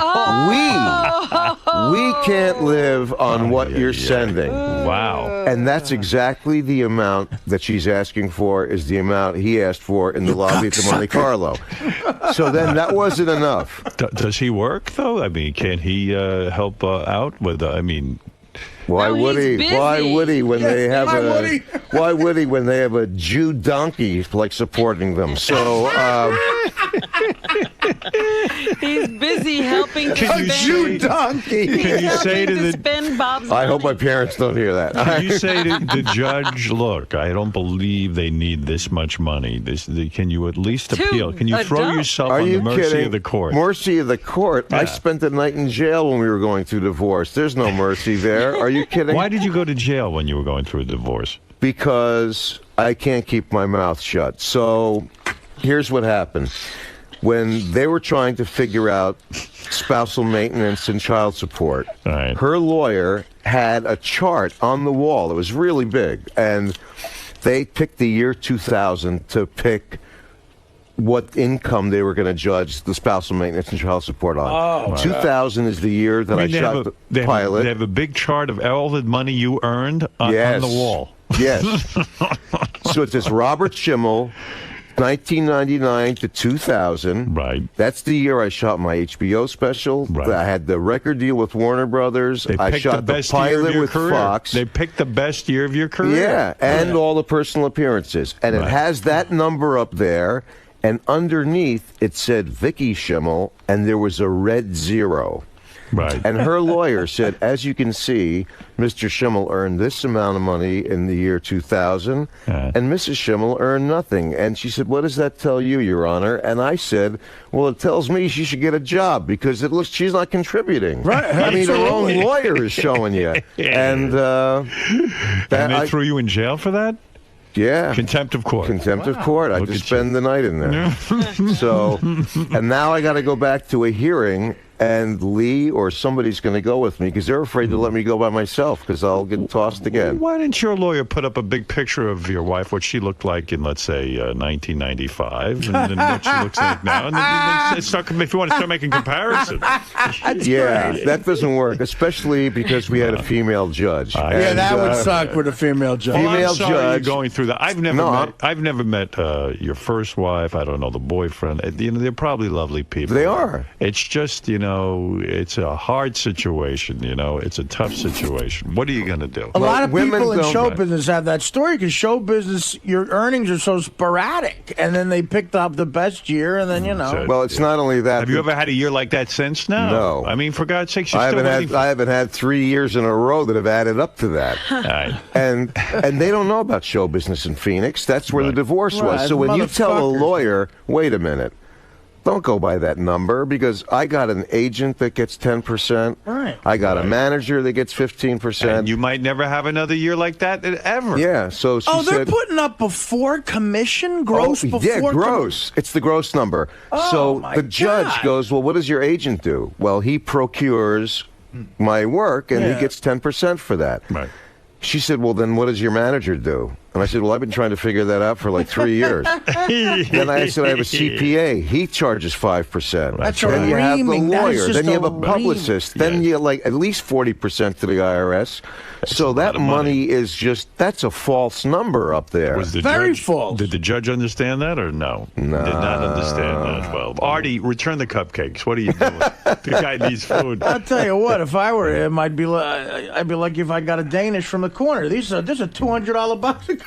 If you were him, you'd be That's on heroin, nice to right? say on the air when I'm fighting to tell her I don't have the money to give her. Well, it's a gift. $200 cupcakes. No, these are Schimmel. $1.50 tops. Well, let me tell you something. In fact, as a treat, I'll show you how good these cupcakes are. Howard TV sped up Artie eating your cupcakes in high speed. Oh yeah, really? He just I had polished 2 of them. He had 2 of them. Here, look at the screen if you can see it. There, and there goes Artie. This is my favorite.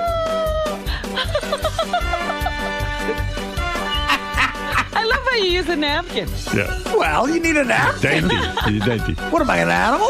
While we were doing the interview, here's what Artie was doing. All right. Well, I don't want to. You guys are talking about serious shit. I did an interview yesterday, a phoner, with this guy that came back to see us when we did that show up in, was it Rhode Island or wherever? Yeah, Not the tent.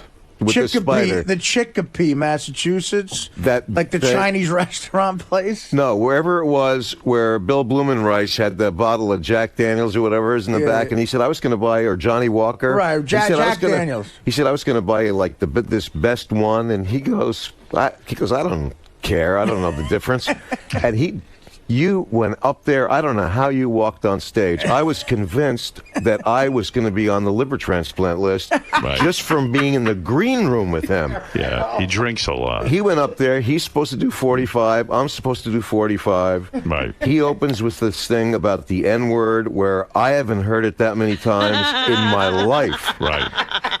And he's The just N-word. going and going and going and going. You don't use the N-word at all in your act? No. No, you use foul language, though. Yeah, I don't think it's foul language. Right, It's language. appropriate to what I'm talking about. He's a really smart, dirty comic, Bob. Right, It's like, yeah. It's not in the It's not punchline. gratuitous, right? Yeah. Listen. That was a Bill Blumenreich. There's a guy. I wish I had his money from comedy. Bill Blumenreich. He said you could stay at our house, and then he's complaining that he doesn't make money, and he has a Rolls Royce in the driveway. Remember that? He picked us up in a Bentley. Yeah. This guy promotes comedy. Right. Picks us up in a Bentley, and he goes, well, you can stay in my house because we had one gig in Cape Cod. The next gig was in like '𝗪𝗿𝗄, Massachusetts. He goes, you stay in my house in Cape Cod. So we're like, great. He picks us up in a $200,000 Bentley that says comedy on the license plate. And me and Bob are in the back home. We're on the wrong side of this business. He pulls up to a mansion on the ocean. And he's singing the blues. Go be funny, Jew donkey. Yeah. He's singing the blues. He had a Jew and a guinea donkey. You're not kidding. See Robert Schimmel's comedy special, Life Since Then, on Showtime. I encourage you to see it, to see what a real master is like when he's working at his craft. And the DVD of Bob's special is available at Amazon. That's right. That might actually get me the money to pay my wife. I doubt it. It sounds like you got a big nut. Bob, on the road, do you still do this? You take a suit everywhere. He's real old school. He takes a suit. He's got, the tailored suit pressed and everything. I like when a comic comes out and he wears a suit. It means he's taking his job seriously. Oh, no, yeah. He takes it You're all. in the hands of a That's professional. right. I would like to see you go to that. When you lose a few pounds, you'll get a nice suit. We need 4 of Bob's suits. Artie was so funny that night. And, he toasts the audience, and that gives them the message to start sending shots up to the stage. And he doesn't want to, offend anybody. So he's a gentleman. He just drinks them they were lining them up on the floor like they were lights in a runway at the airport. Artie hates to offend. And the DVD of Bob's special is available at Amazon.com. Bob's book, Cancer, on $5 a day. Read it. Real funny. Now available on paperback. Anything with cancer in the title is always a scream. Bob, I love you. And it's always great seeing you. Good luck. Thanks. I hope you make the $120,000 this month. I really do. I'm pulling for you. We'll be back right after these words. The great Bob Schimmel, everyone. Robert. Hey, man. How's it being back on the show? Oh, it's great. Are you kidding? A year is too long to wait. It really is. It is, man. Yeah. So you brought cupcakes for Howard's birthday, and Artie devours them. Well, my manager called me and said, Artie loves cupcakes. Bring him a cupcake. And I knew that McCartney brought a guitar in yesterday, but I can't afford a guitar. I was going to try and go to Sam Ash and get him like a guitar pick. So I just figured I'd get a dozen donuts and then they could all split them. Make for good. But Howard's been great for me, and but in my real life, in my real world where I live, people think that everything in there is absolutely 100% the truth, and some of them don't want to be in show business. So you had a good time today, man? I had a great time. Great, thanks for stopping. First time in like 5 or 6 years that I was alone without Jessica. Oh, really?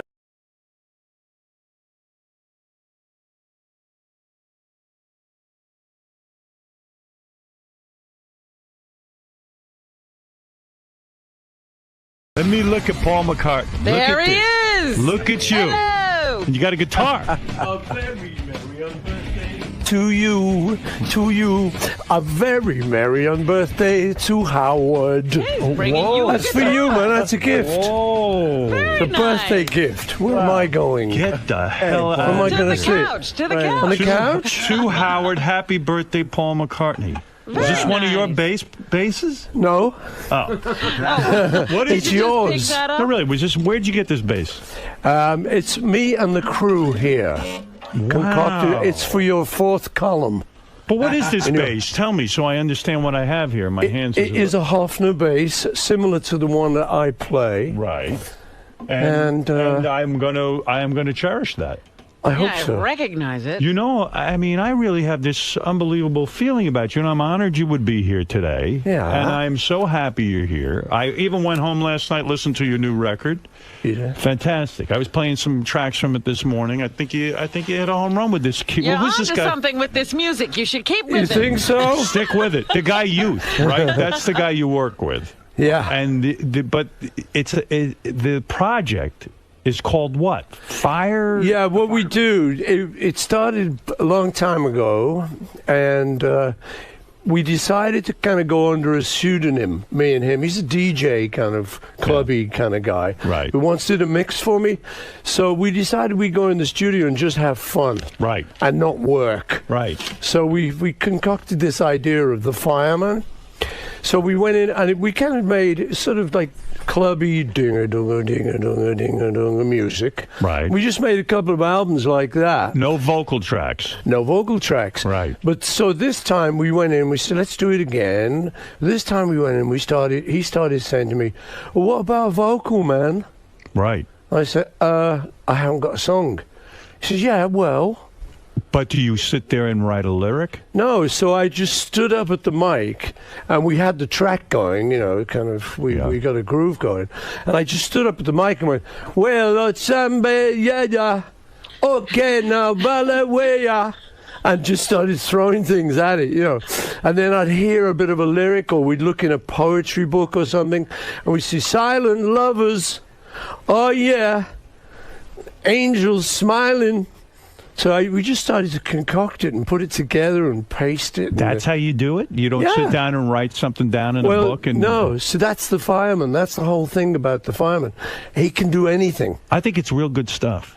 Thank you. I like it a lot. I played a couple of tracks this morning for everyone, and I'll play some more. But it's exciting for me to see you making new music and to put your voice down on there. It's good. You're doing a good thing. Have you ever gotten into a slump with music? Have you ever said, you know, I need to be away from it for a while, or has it always been there for you? I'm very lucky. That doesn't really happen.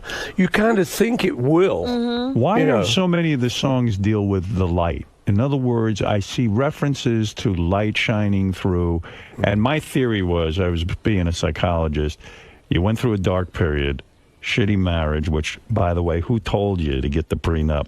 Do you remember? Stop it, Howard. When you were on my show. Let's not say I told you so. I'm gonna do a little I told you so. You said to me, I know I'm in love. I said, and you told me a whole story how an owl told you yes, and this is the right move. Do you remember the owl story? No. You've forgotten I deny everything. And I said to you, never mind an owl. I want you to get a prenup. And you said, some people believe in love and some people believe in romance. Oh, you don't care about that. No prenup. I don't know. I don't think so. Oh, of course you got to do one. Come on. No, man. Hey, didn't Michael Douglas do one and then he's kind of cancelled it? He ripped it up. But they said that doesn't count. He's insane. Yeah, but he's a moron. He's not a Beatle. You know what? He might just be in love. Yeah. If I was you, I'd find that owl, and I know you're a vegan, but I'd eat that owl. For once, you make an exception and eat the bird. Oh, man. But I was worried, you know, because I said all these references to light. Yeah. It says almost you're saying now there's a light shining on me. I'm free. Yeah. I feel better. Well, you know, I'm the thing is, when you do a project like The Fireman, because you're not actually sitting down and crafting the song, I think what happens is, psychologically, I think stuff that's just in you comes out, because that's all you've got to pull on. So I think love and light and, you know... And it's a darker, edgier album than I think you've ever put out. And I think it's because you went through a dark place. And sometimes creatively, that's maybe what you need. You know, that could be true. Maybe I don't life know. was too I'm not a perfect. psychologist. The eventual birth of something good. And by the way, I feel now that there is almost like a TV show going on in front of our eyes, The Bachelor, starring Paul McCartney. Everyone's trying to date you now. Oh, I don't know about that. Well, hold it a second. Are you? Well, Robin is, and I'll get to that in a minute. He's after me. Yeah. There's a couple of girls here that actually want to throw themselves at you. But here's the thing. There was a period of time after the divorce, I saw you dating Renee Zellweger, a couple of dates with her, who I think is attractive. I like her. Maybe Sweet girl. she's good to me. Mrs. Paul McCartney, Mrs. Renee Zellweger, I like that. Zellweger McCartney? I thought Zellweger McCartney might work out. I saw Christy Brinkley when I saw you over the summer. Yeah. She was throwing herself at you. Howard, Paul, you know what, Howard? You read too many newspapers. Oh, this is it. See, I'll tell you, want to know the truth about that? Yeah. I was at, they had a series of concerts out in East Hampton. I was there. You were there. I saw you. And at one of these, my nephew, who I went with, Lee, he just sort of said, "Oh, Chrissy's over there. Do you want to say hi?" Yes. So I go, "Yeah, sure." You know, so yeah, I've known her over the years, Billy's wife, when she was Billy's wife. So I just went over and said, "Hey, how are you doing, Chrissy?" And I do the mwah, mwah. And they photographed. And they photographed it. So then the next thing, you know, Paul makes up to Chrissy. Wow, it's the big new thing. It was all over the English newspapers. And then same thing happened with Renee, really. She was a friend of a friend, and I went to a lunch where she was.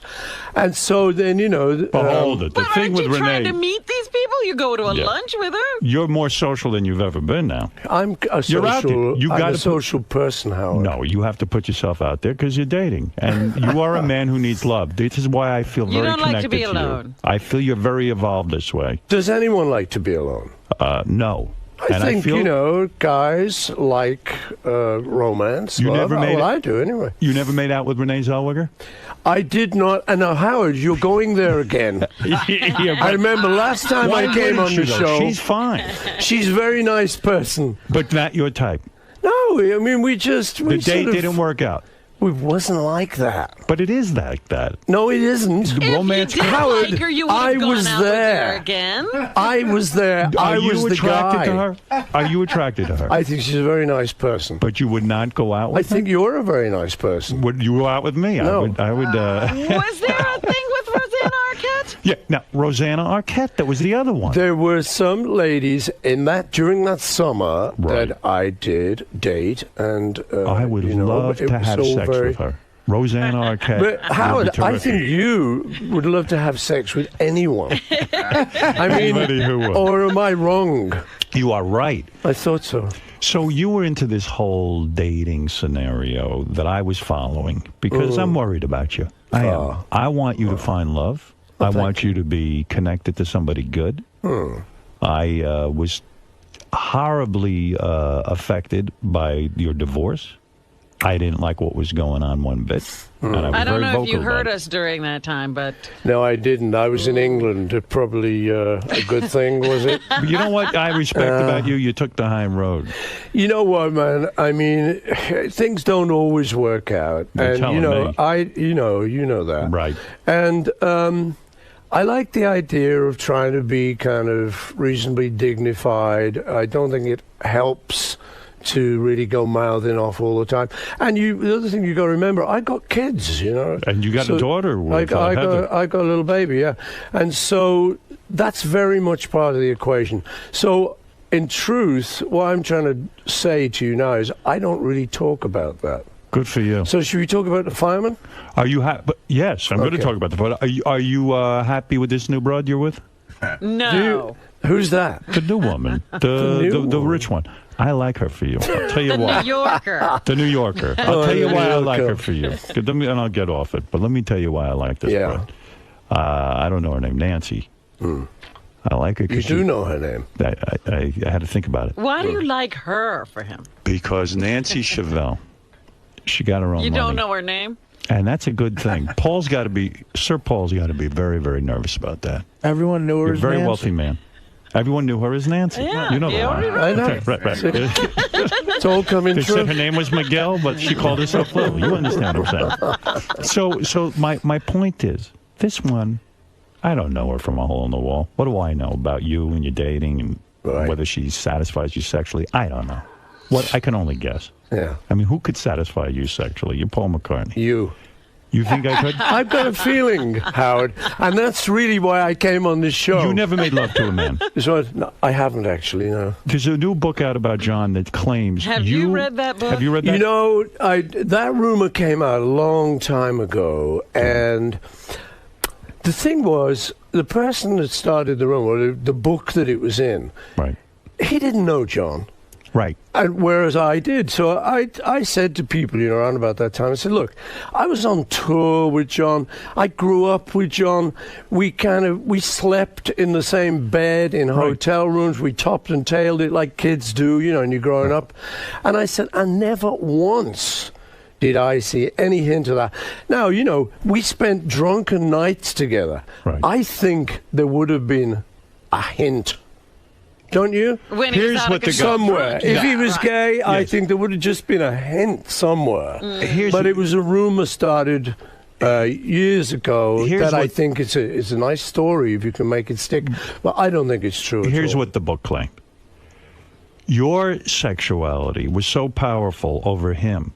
He was so enamored of you, so attracted to you almost, that you could have your way with him, not sexually. Did you feel a power but in over business, him? that you had that he was sort of at your mercy because he was so in love with you. That was the theory in the book. Well, you know, I mean, I like that theory. Yeah, you wish that could have been true. No, man. No, not to have sex, but to be able to control him more because it would have been a little bit easier No, business-wise. but Howard, listen, man. Yeah. You can make up theories about anything. Do you You know? imagine if you were gone and he was here, they'd be saying he had the power over you? I think Thank that God might be you're very here. true.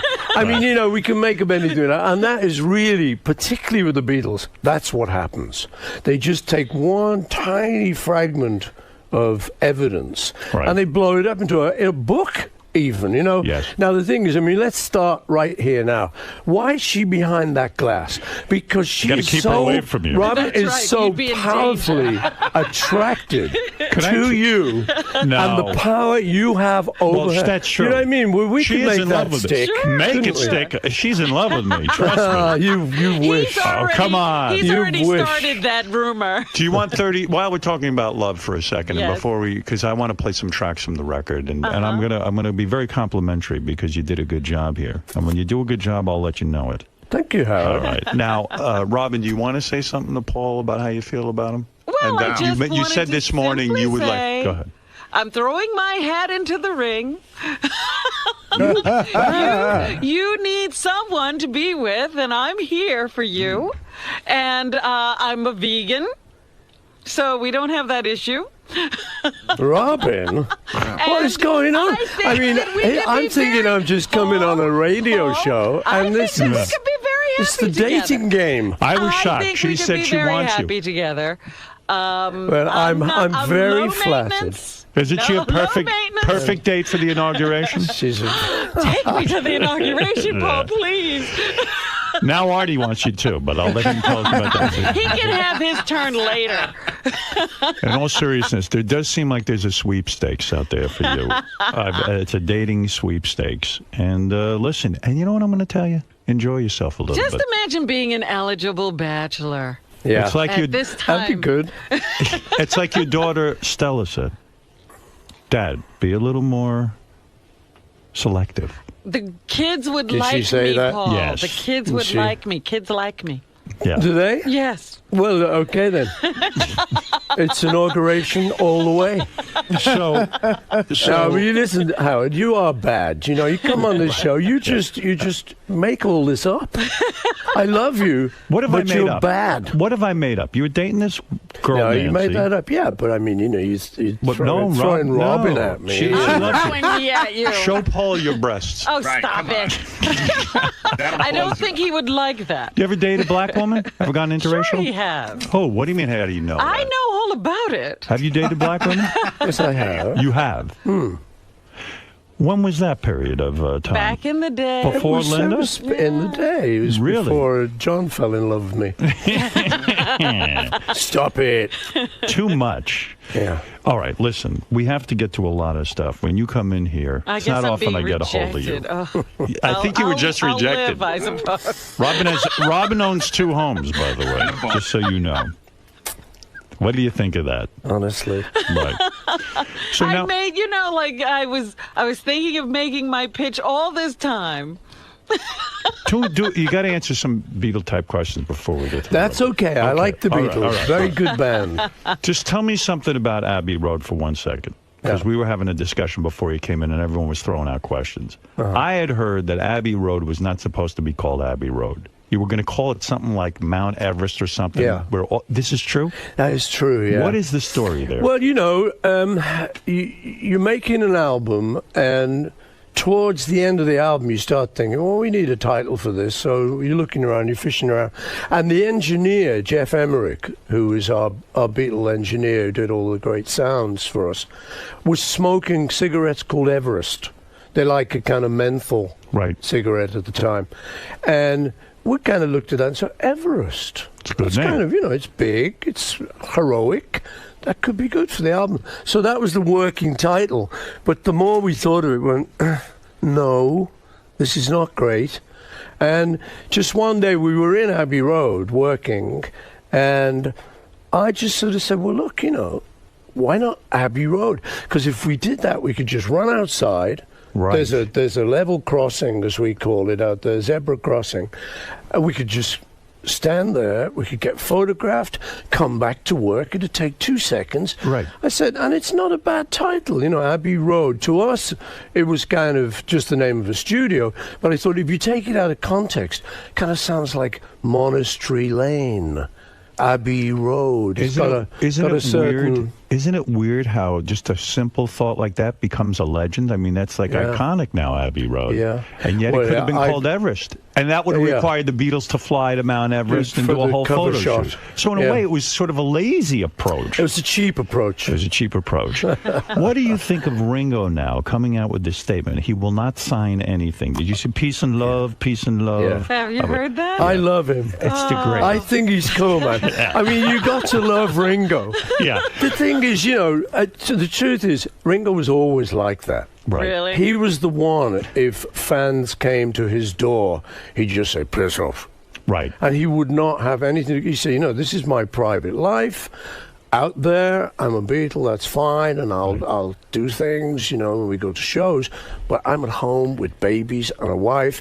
I don't want that. But it's a big statement to come out with. I know it is, all of a sudden, I will not sign anything. I said on the air, I said, listen, Ringo's not that busy. I mean, He said he was too busy. He said he was too busy. I mean, he's too busy. What is he busy with? That he's so busy. Now he's signing mine now. Right. I mean, I've you will sent him sign mine. things. You sign things from time to time. I just signed outside the studio here. Absolutely. It's not a big deal. No, but the thing is, listen, he has the right to do whatever he wants to do in life. You know who? And he doesn't want to do that. And I think it's very brave of Ringo. I like that about Ringo. He'd just go, peace and love, I'm not going to sign. And everyone go, what? I mean, you know what happened to him?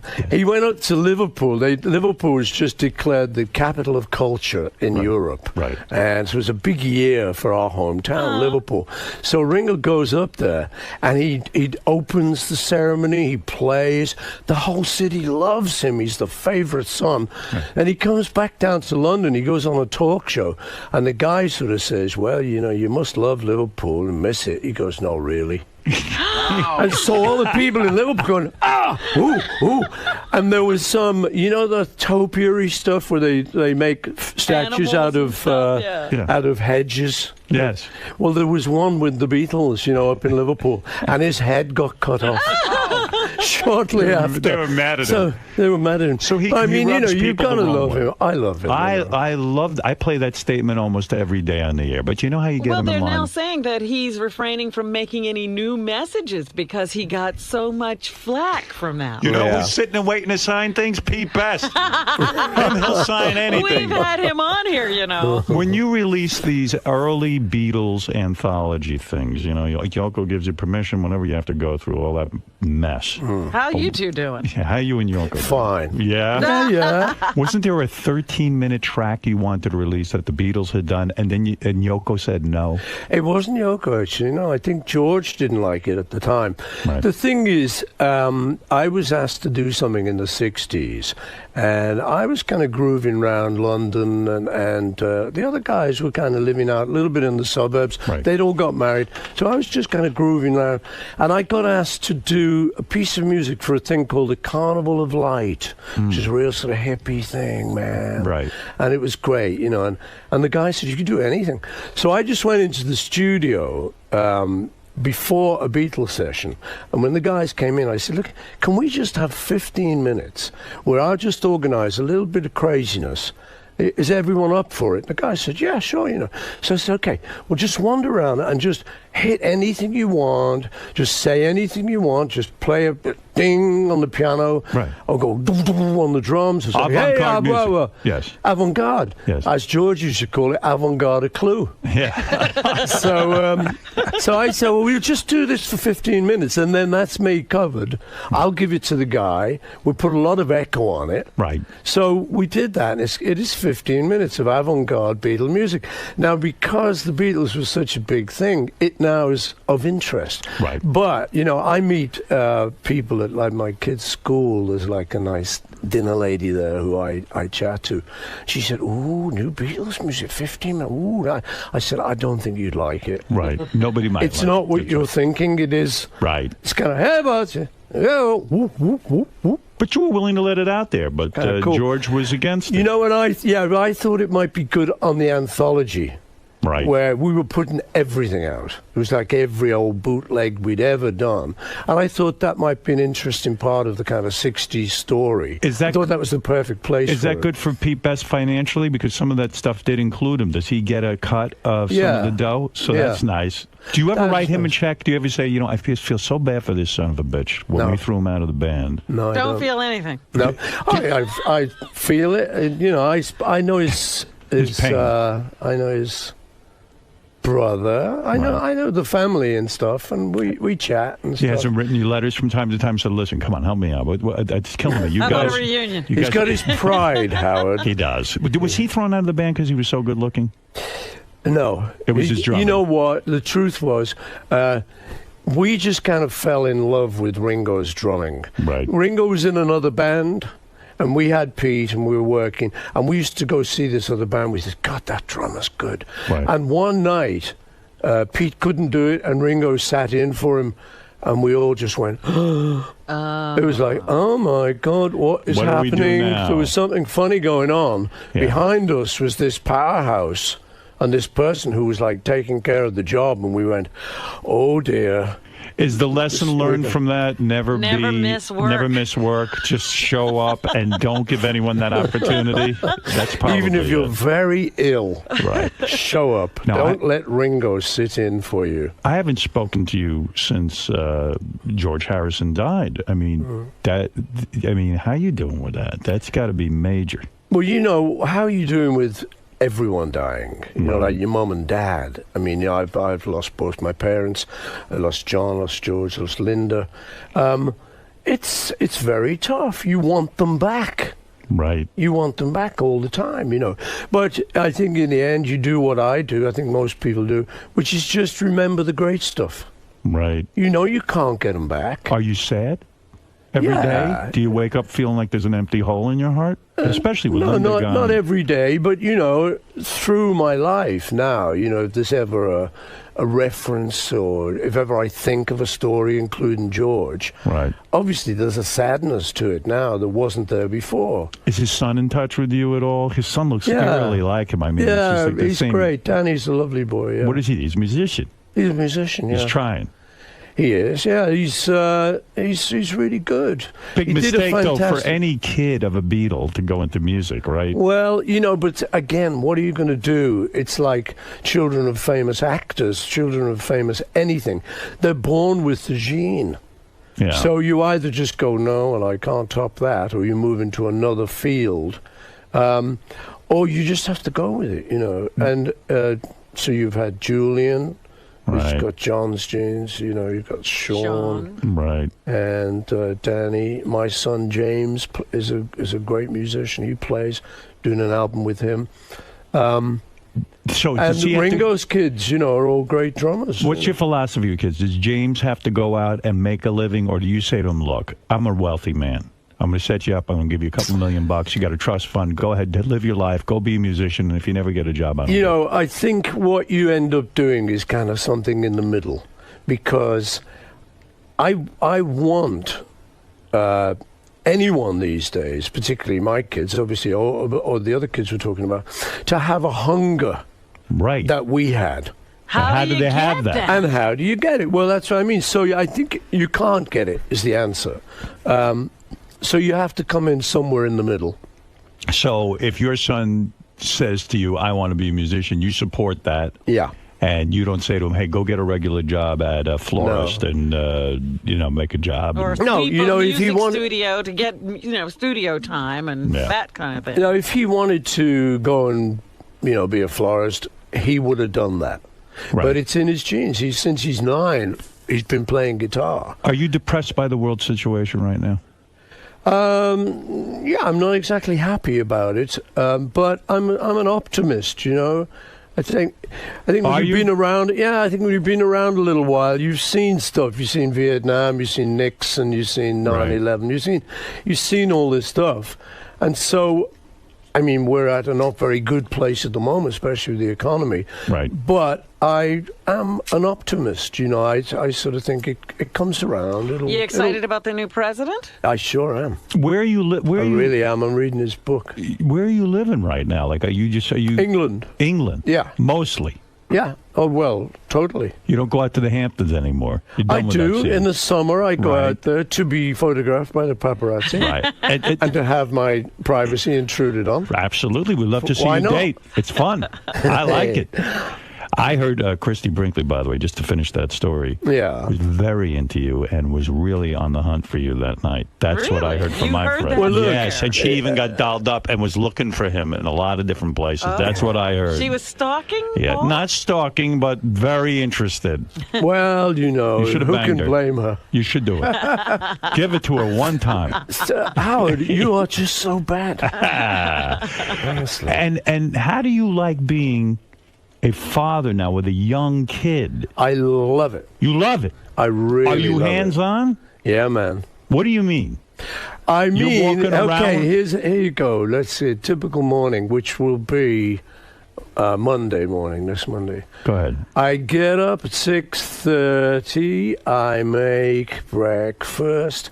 I get her up. I get her dressed, and we watch a TV. There's no nanny? No nanny. What? I take her. I drive her. We go to school. I talk to the moms, talk to the teacher, drop her off at school, pick her up after school. I love it. You're not too exhausted? Huh? At this point in your life, you've done it all. No, I know what you mean. You certainly getting up at 6:30, you go,